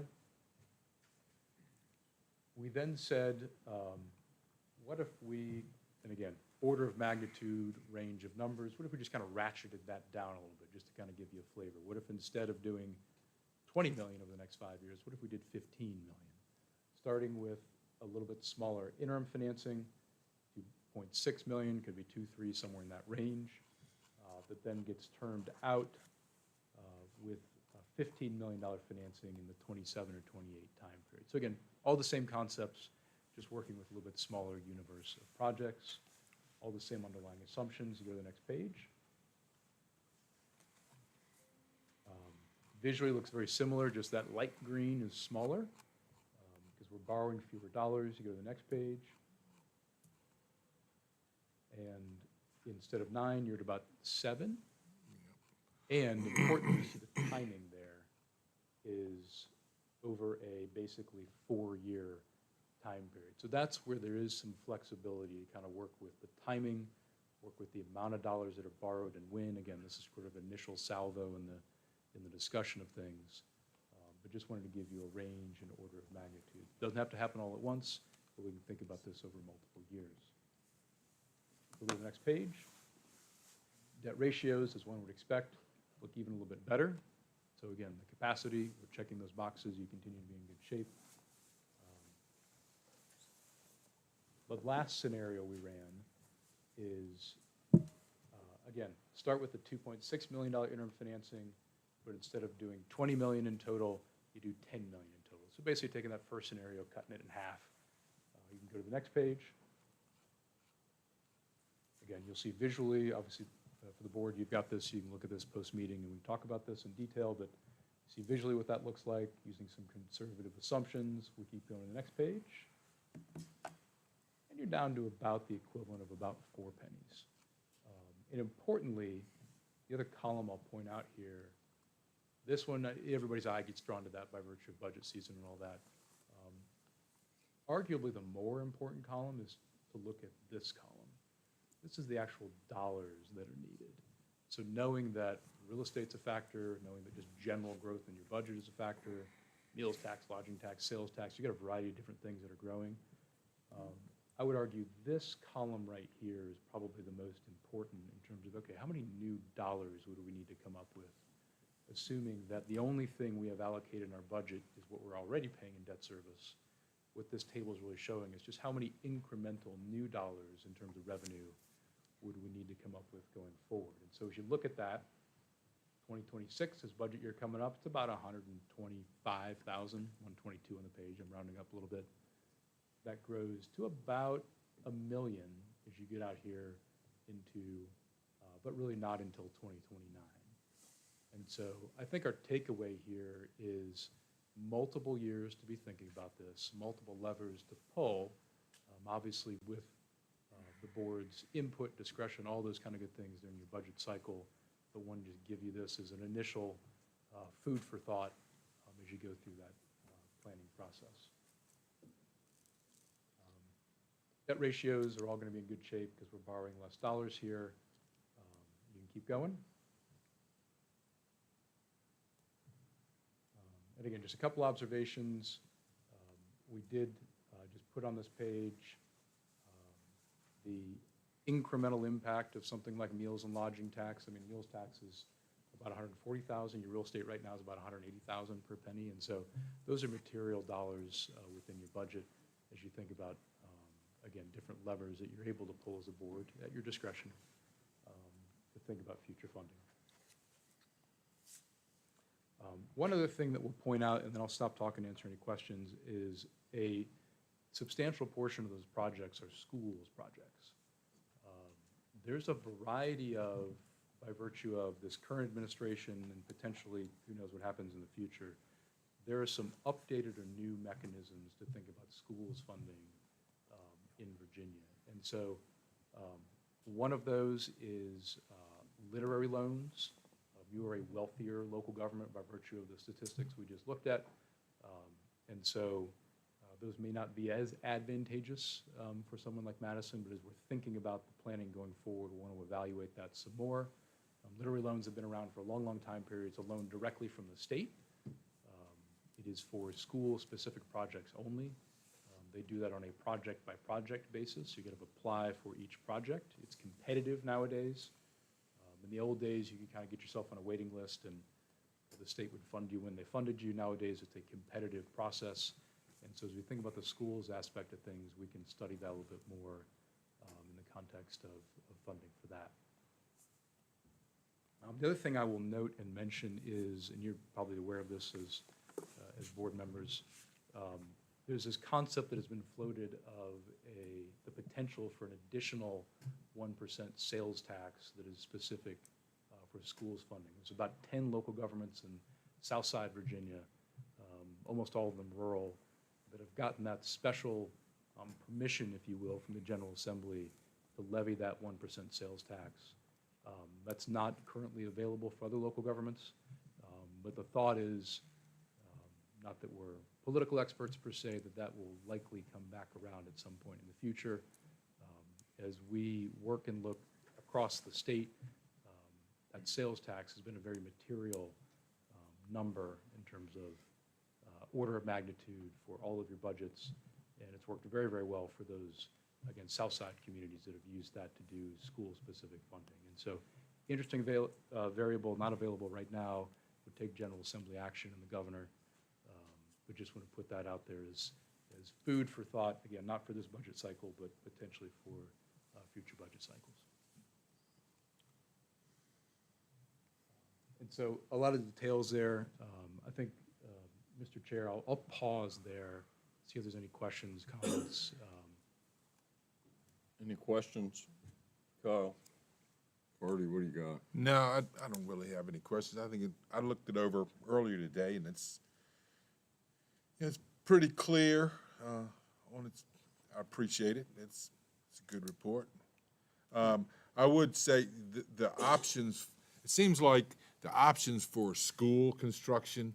Every time I turn around and I'm reading something, and I will call the superintendent or ask Jonathan or Clay, there's some caveat that leaves us out. I don't know whether it's your LCI, your local composite index, or our school isn't performing. School is performing too well.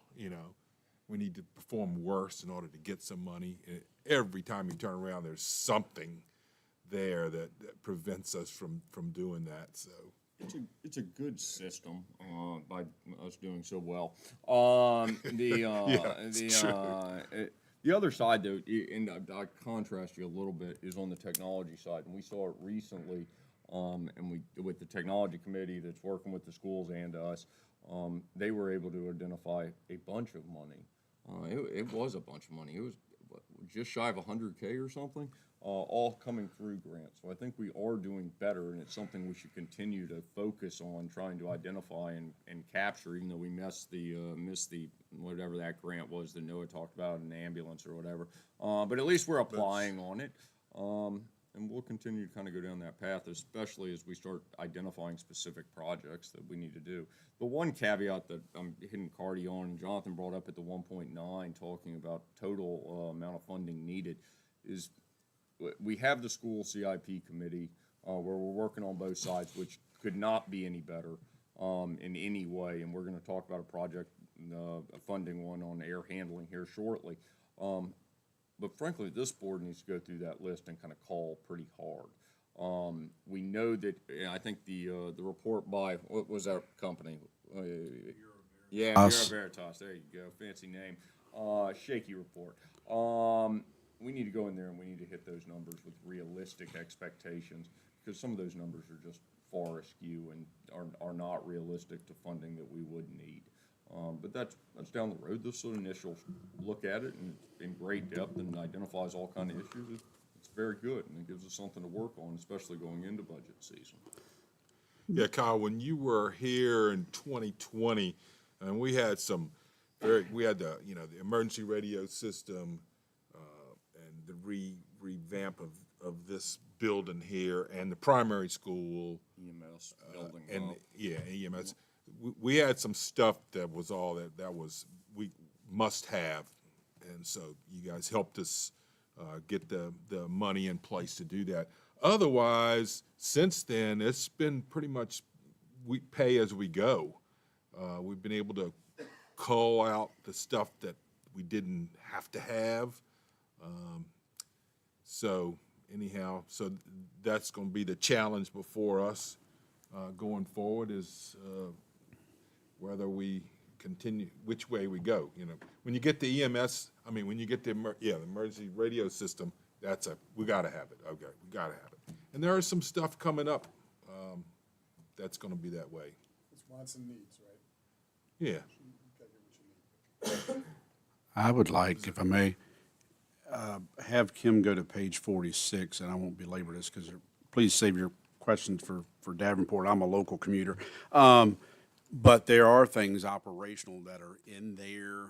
They are capital, but they're operational needs. So if she goes to page 46, and I think I said this to a couple of board members earlier, if you take an ambulance at 500K, so when you're looking at page 46, you go under accounting needs EMS, that 500, 525, 551, those are escalation for year-over-year ambulance costs.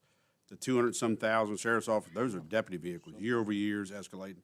Buses at 250, 300K almost now.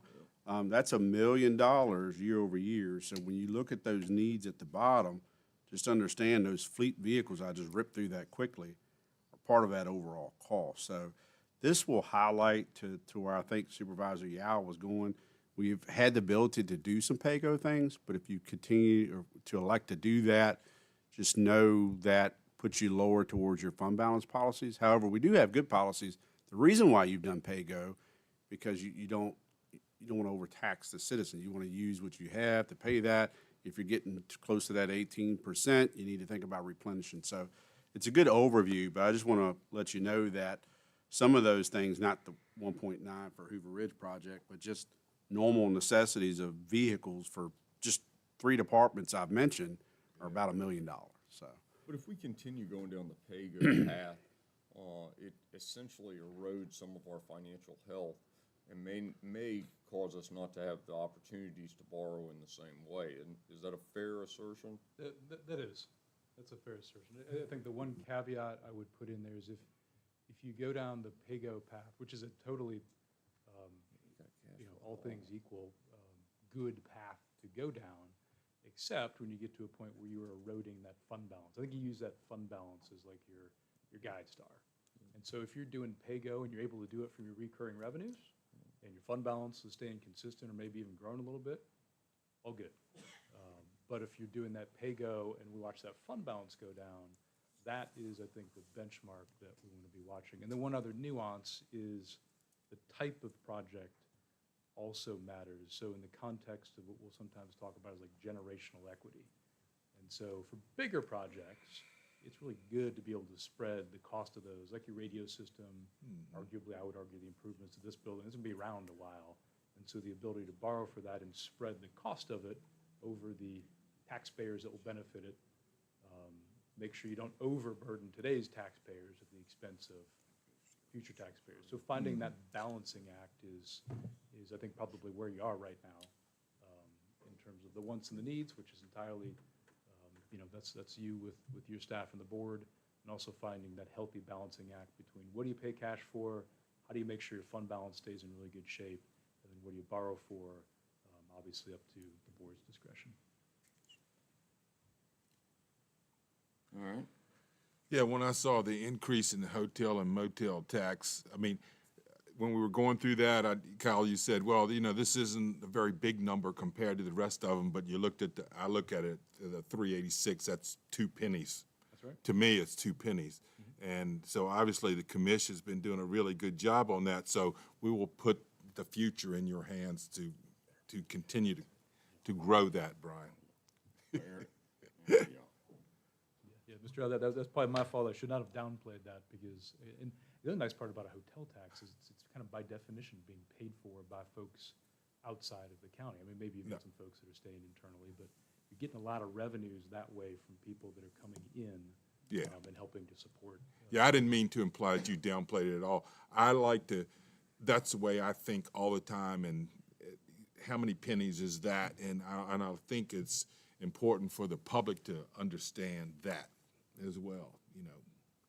What does a penny pay for on my taxes? If it's 74 cents 100 right now, a penny does what? 183. Yeah. Yeah, there you go. That's a lot of money. All right, other questions for Kyle? Ms. Warren, what are we missing completely here? Yes.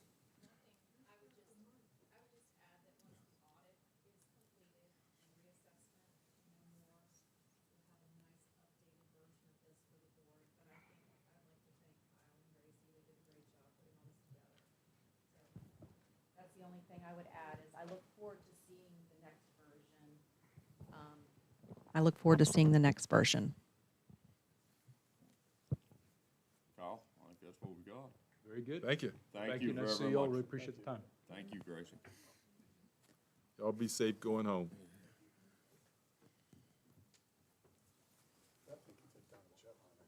Yeah, no. Why did we buy such an aggressive laser pointer? I mean, good Lord. Yeah. What's this? Oh. Is this Hannon's?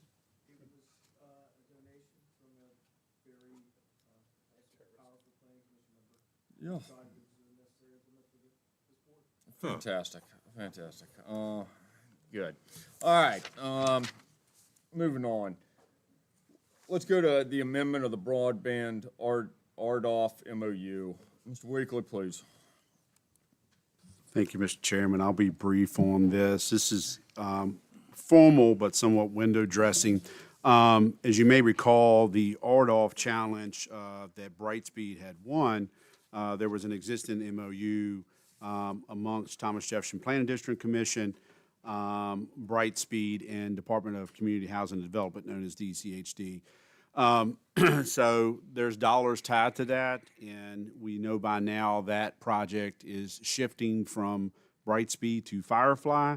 However, that MOU doesn't currently exist for Firefly, so the staff recommends the board approve the amendment and authorize the county administrator to sign that. There will be no new local monies that will be for this, but in order for those dollars to flow to the appropriate ISP that will be building this project, this amendment is necessary. And we will get a fully executed document, even if you authorize me, it would go to the DHCD and those that sign it. You want us to do what? Approve the amendment to the broadband RDOF MOU and authorize the county administrator to sign the amendment. So moved. Second. Yep, that's what I was looking for. And I should have said before a full vote, the county attorney has reviewed this and it appears satisfactory. Good. All right, further discussion? Hearing none, all in favor signify by saying aye. Aye. Pose same sign, thank you. All right, next. All right, proclamation for National Burn Awareness Week 2025. Brian, tell us about this. Okay, we get these from time to time. That's various organizations throughout have offered these up. This particular one is from MedStar Health, based in D.C. It's a proclamation for burn awareness and prevention. This year's focus is primarily on burns in living spaces. They've offered this up. Jonathan and I have looked at it, and we agree with it. All right, what would y'all like to do with the proclamation on National Burn Awareness Week, which is different than I originally thought it was? What would y'all like to do here? So this is something, Brian, we just need to approve the Yeah, it's- proclamation. yeah, it's just Motion to approve the proclamation for National Burn Awareness Week, Mr. Chairman. Second. Motion made and seconded. Further discussion? Hearing none. All in favor, signify by saying aye. Aye. Opposed, same sign. William, the elementary school air handling project funding. Mr. Weekly? Thank you, Mr. Chairman. I'm going to ask for my wing person, Ms. Warren, as well. She's ran some recent numbers, which is why you have a handout today versus what we had in the packet.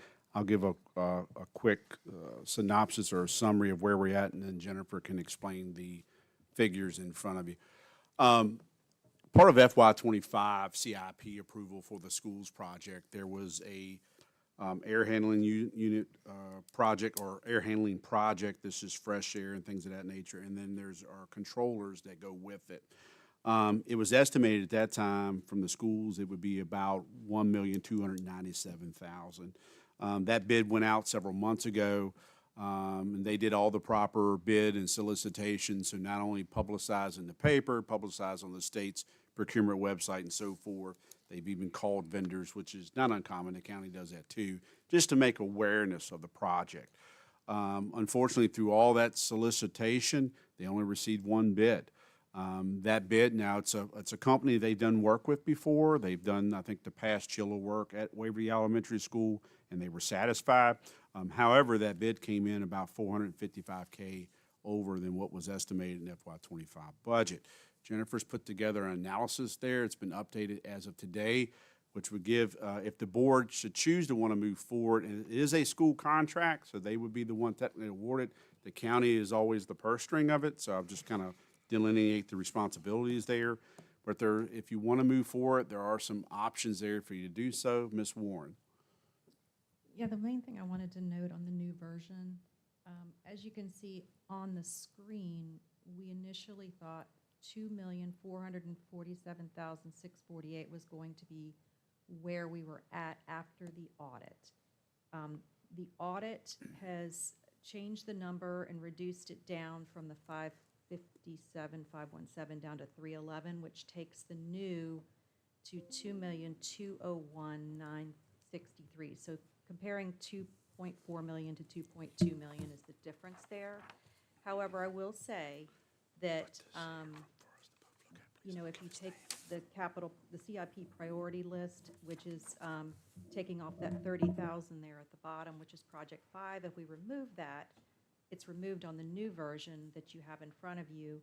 The needs on CIP priorities, 2,066,299, are underneath, obviously less than where what we have now, or what we can expect to have with the audit closing out. 2.2 is what we can expect. 2.06 is what the needs are. However, when we started fiscal year 25 budget season, obviously we didn't know how FY24 numbers were going to turn out and what carryover we would have. So the appropriation for capital was only $1,702,000. So $1.7 million was appropriated. So that leaves additional need funding, additional appropriation needed of $364,299 is what the board can choose two ways. You can choose, because of these expenses are not going to hit until fiscal year 26, you could allow them to, or tell them to approve the contract knowing that we don't have to do any additional appropriations. We can put that into the next budget cycle for FY26, that 364. Or you could appropriate the 364 now to on top of, so they have 1.7 now, they would have 2.066 in capital if you appropriated the additional 364 today to cover all of those needs. But again, if they sign the contract, the money's not going to be needed until next fiscal year, so we could just wait and incorporate it into the budget and just say to them, go ahead and sign the contract. Any questions on that? If I may add to that, and please correct me if I stray anywhere, Ms. Warren. What is new from what you had before is Jennifer talked to the auditor, so we believe $311,832 will drop from FY24, or actually carry over. Historically, you have carried over funding from their capital into next year's capital. So newer information as of today is 311 to go towards that shortfall of 364, 299. Also, the difference of option one on your screen to now is we took that 30,000 out that they did have for the press box. So that's what takes you down to the 364, 299. We were talking literally before walking in here with the school superintendent and all about that 188 for boilers. We do know that is the insurance claim they got towards the boilers. We do not know if they've spent any of that or not. But as Jennifer just laid out, I just wanted to point out there is some monies to put towards that. So technically they could come very close to funding everything. There may be some additional dollars needed. So it's either, do you want the schools to move forward with this now or put a portion towards FY26? Quick question. Ms. Warren, so if we have this general fund that we get interest payments on that money we have, is that correct? Yes. So if we waited and paid that 300,000 into 2026, what kind of money do we back from that interest in the meantime? And then would that help cover that? So we do know that As opposed to spending it right now? Either decision you make tonight, the money is not going to be spent until fiscal year 26. So really, the only thing you're voting on tonight would be whether or not to appropriate that 365 into their capital budget today, knowing that they're not going to spend it this year, they're going to spend it next year. But if you wanted to appropriate it the day because they're they want to sign a contract. So if you want to do it in sync, sign the contract and appropriate the money now, knowing that it's not going to be spent until next year, or do you want to say to them, go ahead and sign the contract and we will add that 365 into the fiscal year 26 Yeah, I guess what I'm saying is I'm just looking at 2026 now. Like, so that money that's going to be due then, do we have to take that 360,000 away from something else? Or would this interest payment and some of these other savings help pay for that in the meantime? So the 365, we're not going to be losing any interest on it over the next couple months or year. Am I answering your question correct? So really, it's just. Take it away from something else. I'm just worried that we're taking it away from something else in 2026. If our interest in that time period, for the money we have in the fund, will help cover that so we don't have to take away from, one of our other departments. Is the question the amount of interest that we would earn? Obviously, 365 more in the bank, we'll earn something. Yeah. I don't know if we're at a point to say how much that would generate. Ask the treasurers. But, I mean, it would be a reduction. It definitely wouldn't be nowhere near of funding that shortfall. If it's $10,000, $12,000, $15,000 maybe interest earned. That's my rough math, not Ms. Warren's. So certainly there would be some interest earned loss. It just wouldn't be enough. I think it's safe to say you wouldn't earn enough interest to cover that gap. So I don't believe you won't take away from any projects next year. Part of our fund balance, and I'm boring you, stop me, Mr. Chairman, if I am.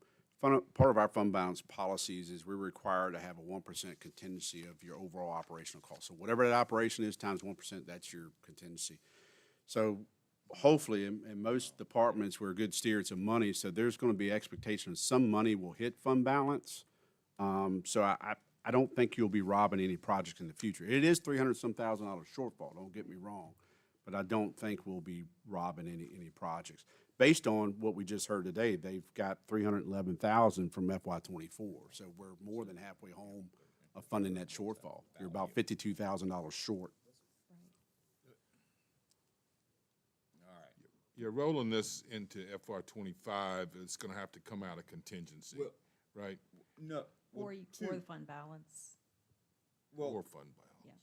You've got, the updated sheet that you put in has a carryover from FY '24 311.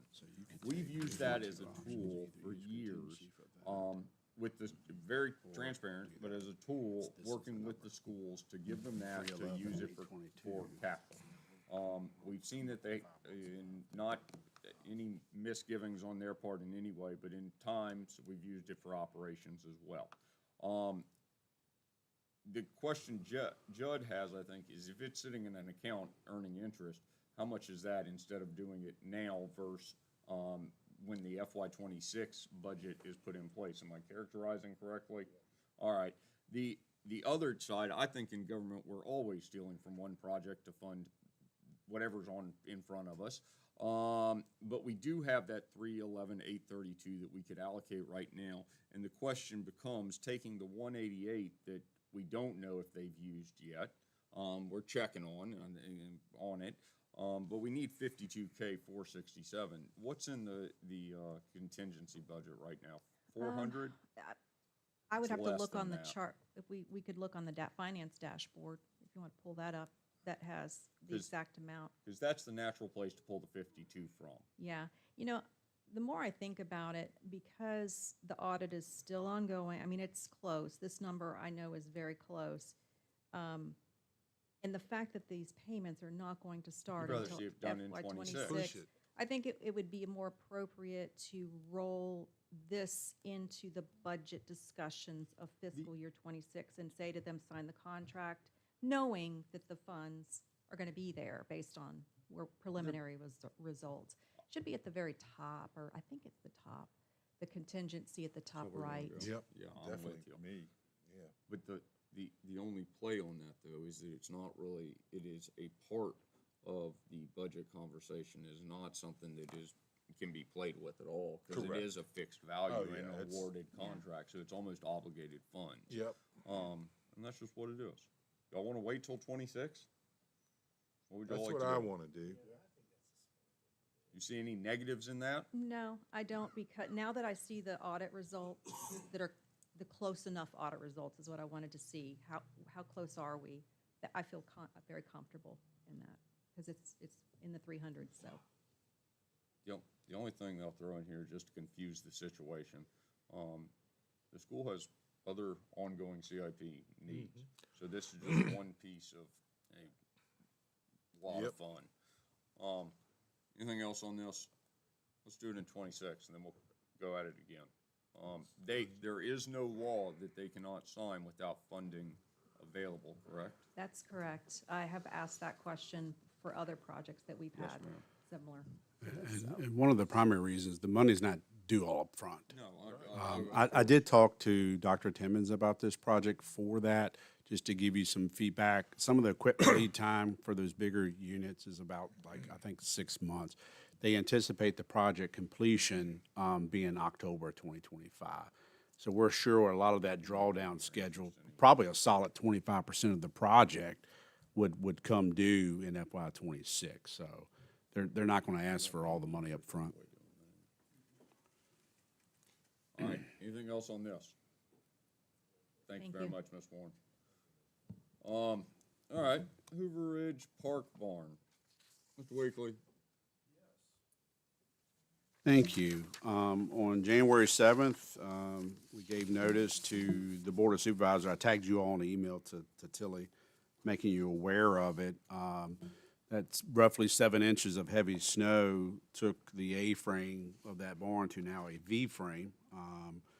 I will say I'm thankful that no one was hurt during that time. However, I'm not an engineer, but there's definitely some structural things that need to be determined. We have filed that with, Tilly left them, okay. We have filed that through VACOR, our insurance provider. We did learn there's an additional policy that PRA also has through VACOR.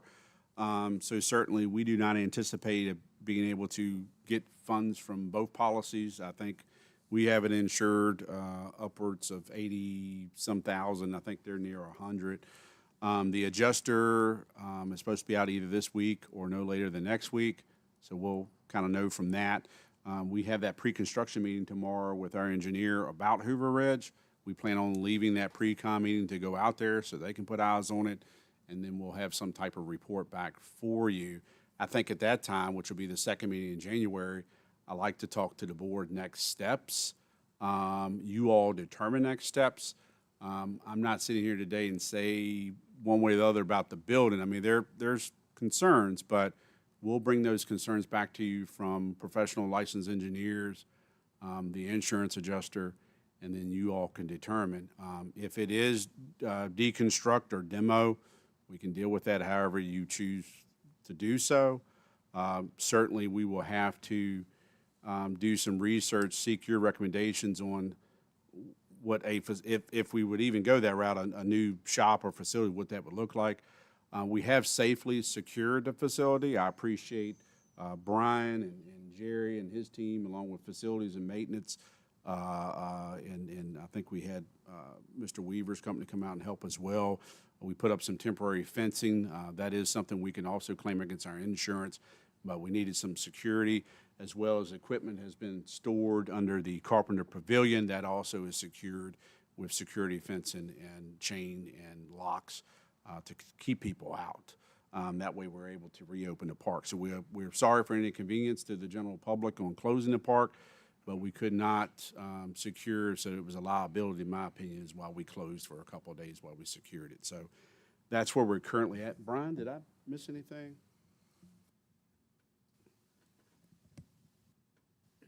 No, I think that covered it pretty well. There's some structural damage in there. We've had members pulled back from it, from beams and whatnot, and putting anybody in there or around it was going to be a potential bad situation. And then we certainly have our PRA manager, Mr. Carpenter, here. Jerry, do you have anything to add? Here's a microphone. It's really working out well. Testing. Okay. I'm just glad that nobody got hurt. That's the main thing. And it's kind of a shock. I think it's been through a lot of storms and thunderstorms and wind storms and rain over the years. And I'm just thankful nobody got hurt. Mooney, you have anything to add? I just want to mention, Chairman Jackson, that we also looked, and while certainly we understand the barn is old, the barn has never been put on any historic designation list. So that board is not registered, or that barn, excuse me, not the board. The barn is not registered anywhere on historic designation. Jamie Wilkes, you got anything? All right. Yeah. So had issues before the collapse of the roof. It sounds like we're well insured. Let's get some information back as far as insurance money, and then we can try to figure out, and with some builders looking at it, telling us what renovations versus a new barn potentially would cost, and then we can go from there. Does that sound reasonable? All right. Back as old business, Yes, Mr. sir. Chairman. All right. Planning Commission reappointment. Ms. Turner? Give me just a second.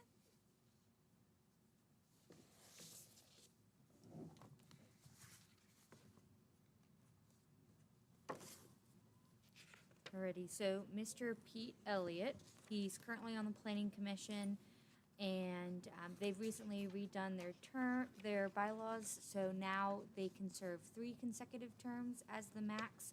So Mr. Elliott is eligible, and he's spoken with, I believe you, Mr. Chairman, and is willing to serve again if the board was willing to reappoint him. So today we are asking the board to consider approving the reappointment of Pete Elliott for another 4-year term on the Planning Commission. So moved. Second. All right, motion made and seconded. Further discussion. I think Pete's done an outstanding job in every way, and an asset to the Planning Commission. Further discussion? Hearing none. All in favor signify by saying aye. Aye. Opposed, same sign. All right. Now we're at we don't do this very much. Discussion with Mr. McGetrick talking about the swinging bridge. Mr. McGetrick, will you go to the podium and tell us what you're thinking, and then we can comment?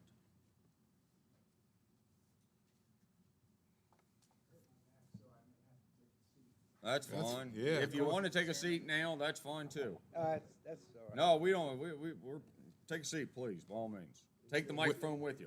Okay. There you go, that's the way to be. Thank you. Thanks.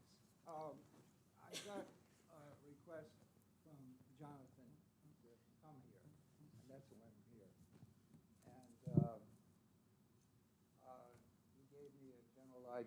And he gave me a general idea as to the issues you were interested in. And thinking about it, perhaps the best way to go about it, you can ask questions, of course, but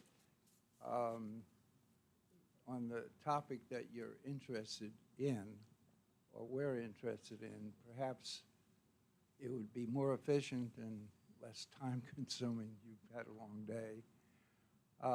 For me, just to narrate to you my interactions with Sean Nelson, because he's the primary mover in all of this. You want to kick it off? And Yeah, I can. God, this goes back, what, 4 or 5 years ago. As you know, without any announcement whatsoever, VDOT closed the Craiglesville swinging bridge, just put up boards, and which all of the people in Craiglesville were just, they thought it was incredible. That was the one thing we thought it was incredible. I myself walked on that bridge just the week before, and it's been there for 50 years. It was their responsibility to repair it. I won't drag this on, but the other thing that we found most incredible, I found incredible, was the fact that they gave this enormous number to repair it. My memory's not as good as it used to be, but I think it was close to 200,000 or something. No, it was over $1 million. For those of you, Yeah, over $1 million. what's Over it? $1 million. Oh, yeah, I mean, VDOT is doing quite great. frankly, you know, I'm a lawyer.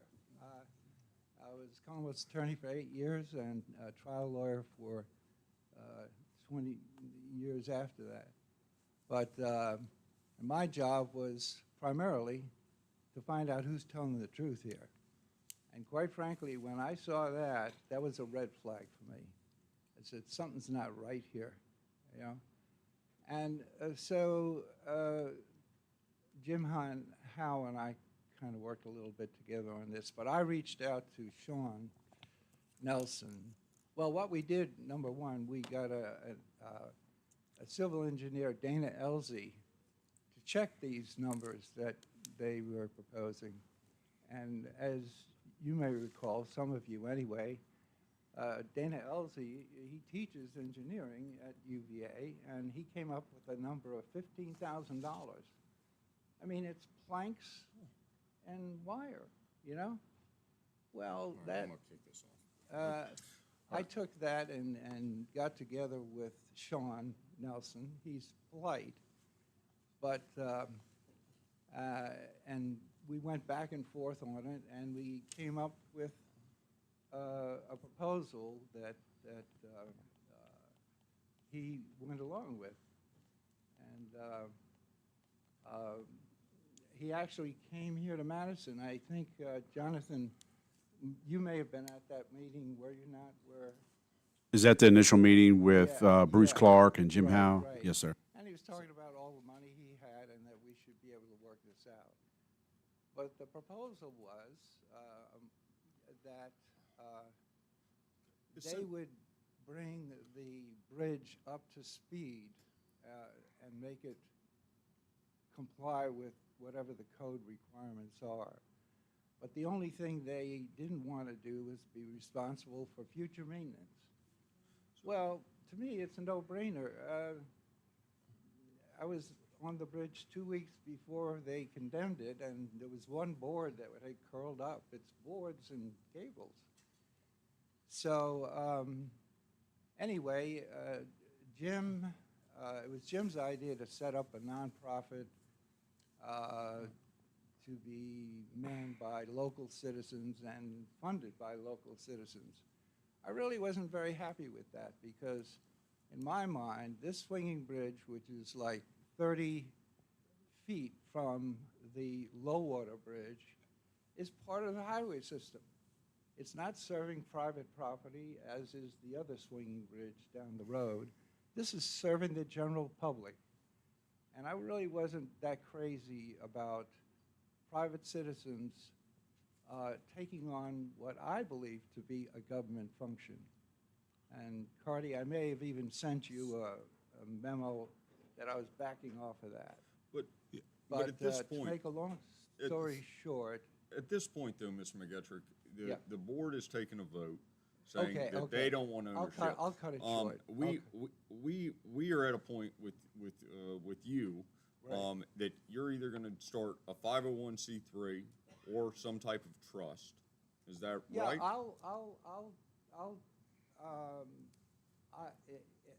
I have changed my mind on this private citizen thing. All right. Because Yeah. that's the only thing that'll All right. work.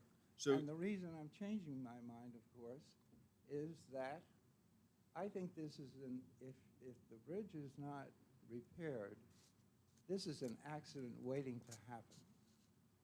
And I say that being 30 years as a trial lawyer, and I've had many, many wrongful death cases.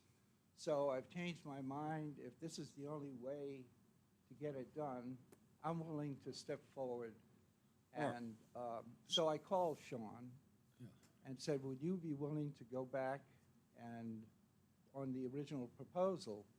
And he kind of hemmed and hawed. He said, but I can't because I have an order to deconstruct. So with that, and I find it ironic too that VDOT closed the bridge and now has made it less safe for people being Yeah. in that area. Well, but at this point, what Sean Nelson's basically said is that the Board of Supervisors would have to rescind our order. Right. Then the VDOT would potentially bring it up to code. Yes.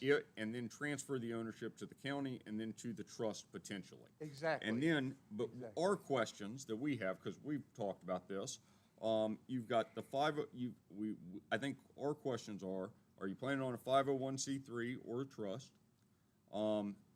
Funding for the bridge moving forward, a legacy of ownership of the bridge once all of us are gone. I'm not sure I can answer that question. I'll confer with, I intend to confer with Bruce Clark, who is an attorney in Culpeper. Okay. And he was involved in the initial arrangement for the 501c3. And it depends on whether I can recruit others to participate in this. If not, I'll do it myself, quite frankly. Because what's most important to me is the fact that Public safety. it's an event waiting to happen. And excuse me if I divert a little bit because we talked about this before. You guys will be at risk. If someone tries to wade across that low water bridge, a child or an adult, and miscalculates the force of that water and gets washed away and lost, and the county has a history of at least 2 drownings at that river. The risk of A lawyer is going to look for a deep pocket. and And the you question- feel that the potential liability would be on the I Board of do, Supervisors. and I'm not trying to threaten you or anything. I'm just, No. I love this county, and that's the last thing I want to see happen. I think everybody's on board. And that's part of my No motivation rest. to stepping forward to offer, change my position, so to speak. All right. Because God forbid that should happen. So And, back to the questions at hand. Right. 501c3 or trust, funding moving forward for that 501c3 or a trust, the legacy of ownership of either one of those 2 vehicles to manage this bridge. And I think the other one is acquiring the right-of-ways that VDOT has said they do not have. Right, Clearly they that's do, right. we got it. Well, But then we would have to, the 501c3 would have to be holding of those right-of-ways. What other questions have I missed? Well, That's it. As I understand it, Sean explained to me that, and he prepared easements of right-of-way, which you guys probably have seen. So I assumed he had his ducks in a row because he needed, No. he never, no, you displayed easements up here. Yeah, but he Yeah. has not put anything together.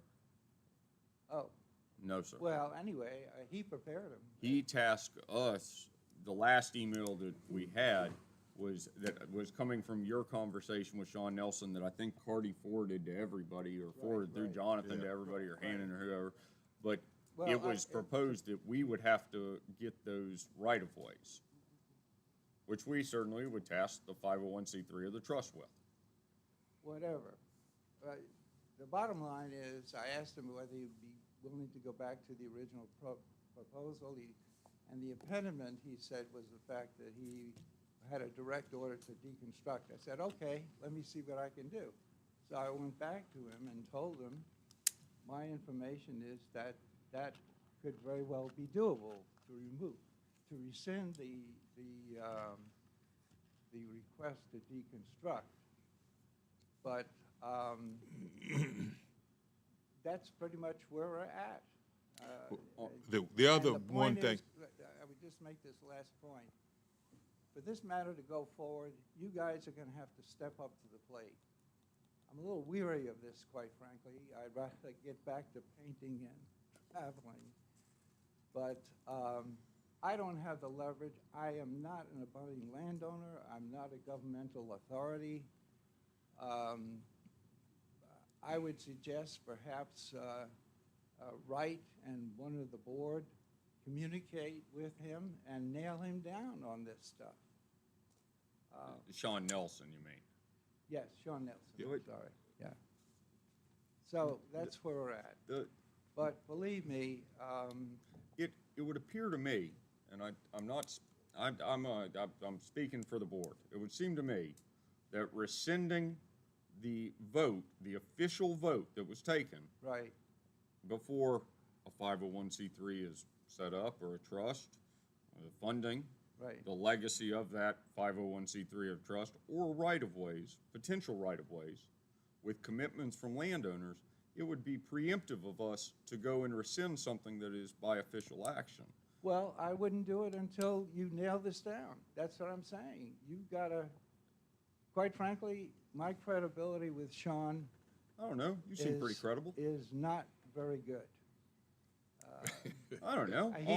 You got a lot out of him. But it'll be better with us, yeah, right, yeah, Marty? but I managed to get some out of it. But, I mean, for them to come up with an astronomical figure to repair, there's something else going on here. VDOT wants out of the swinging bridge business. Pardon? VDOT wants out of the swinging bridge business. That is clear. There's Yeah. nothing else. That they don't want to have to deal with There's a better way that. to do it than lying about. No, that's the way it is.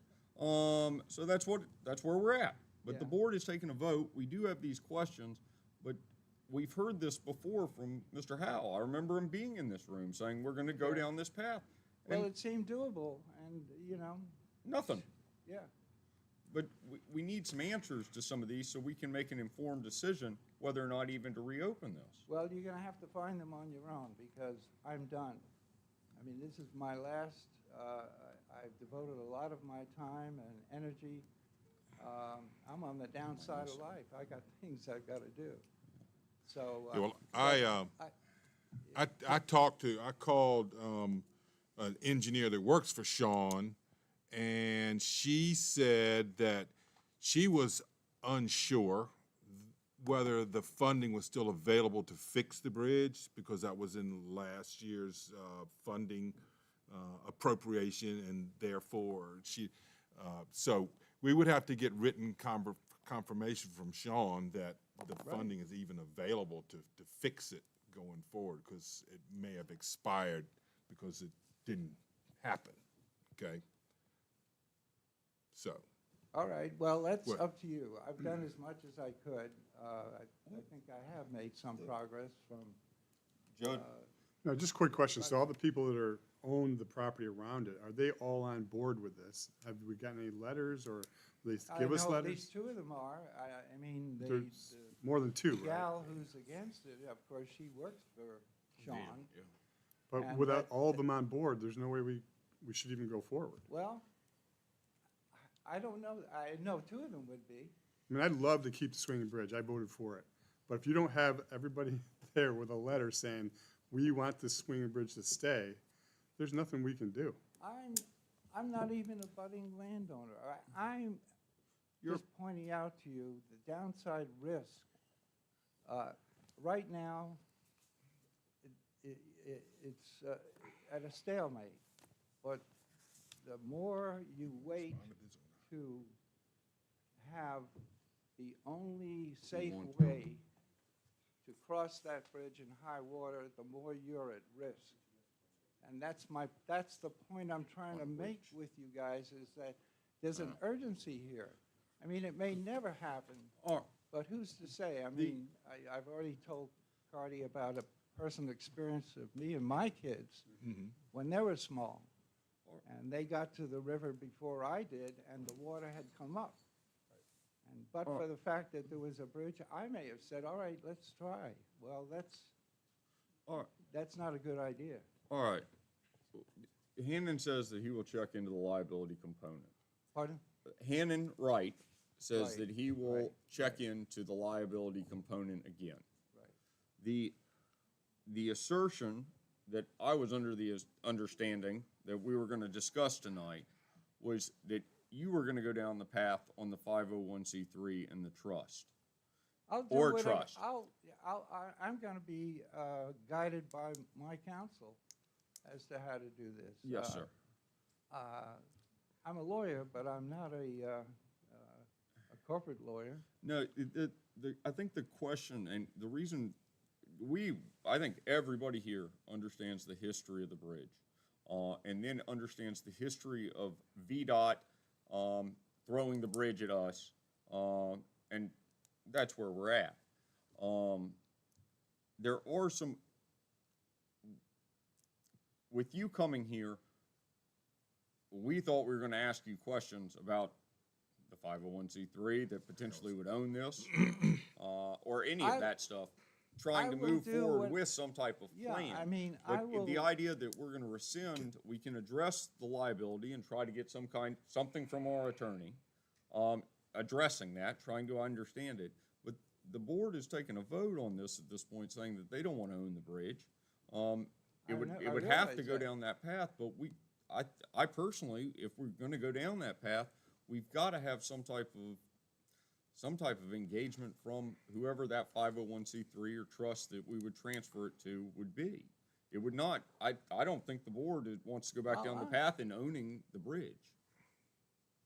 Well, what I'm saying, I will do whatever I will try to fill the gap as best I can. Well, the first thing I'd like to see, Marty, is for you to get in writing from the landowners that they would agree. I'm not going to do it because I don't have leverage. I've taken it as far as I'm going to take it, and someone else is going to have to do that. I'm not the agent of the county. I don't have a leverage. I'm not an abutting landowner.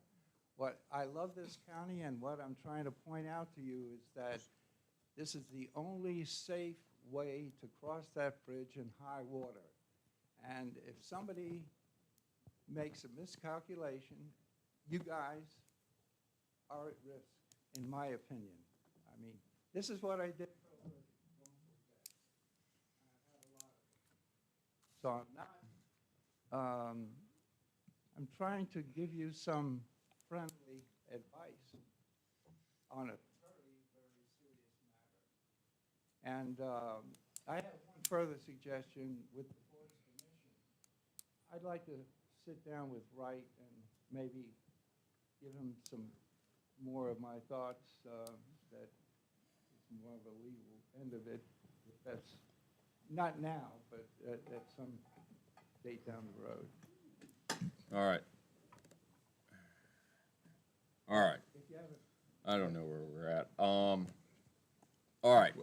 Why don't, Hannon, you'll look into the liability component. And Ms. McGetrick and you can speak.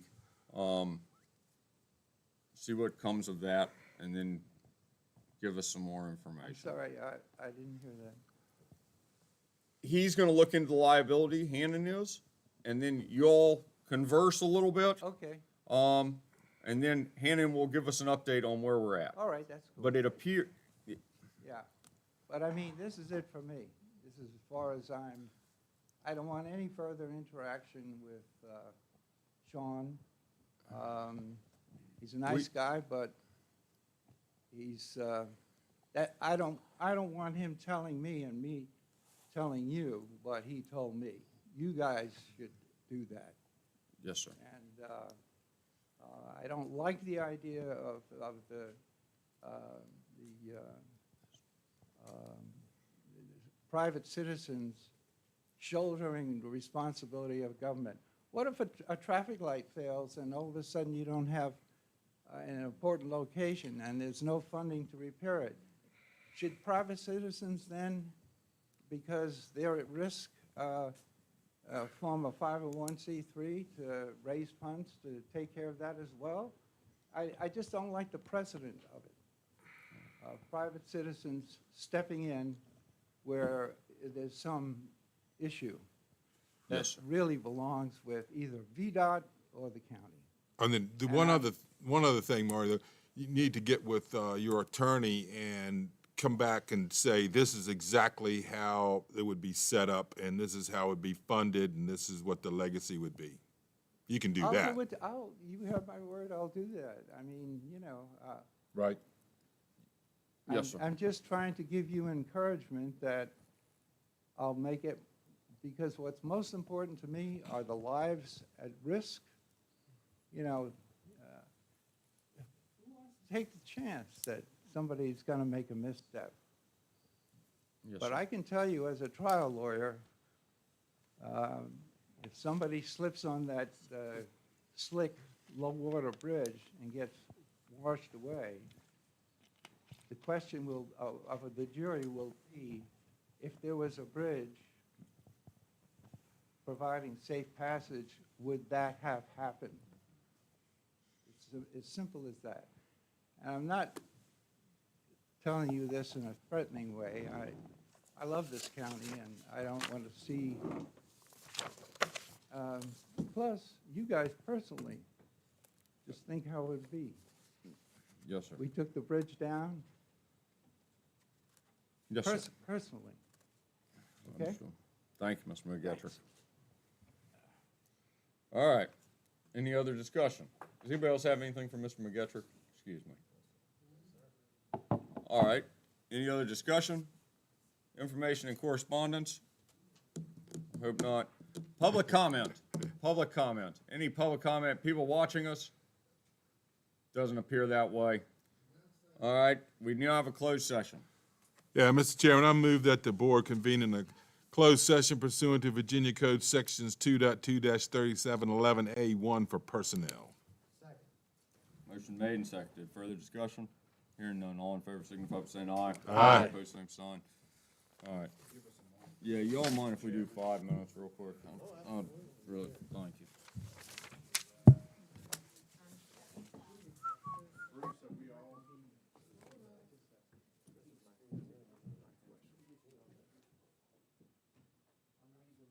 This conference is no longer being recorded.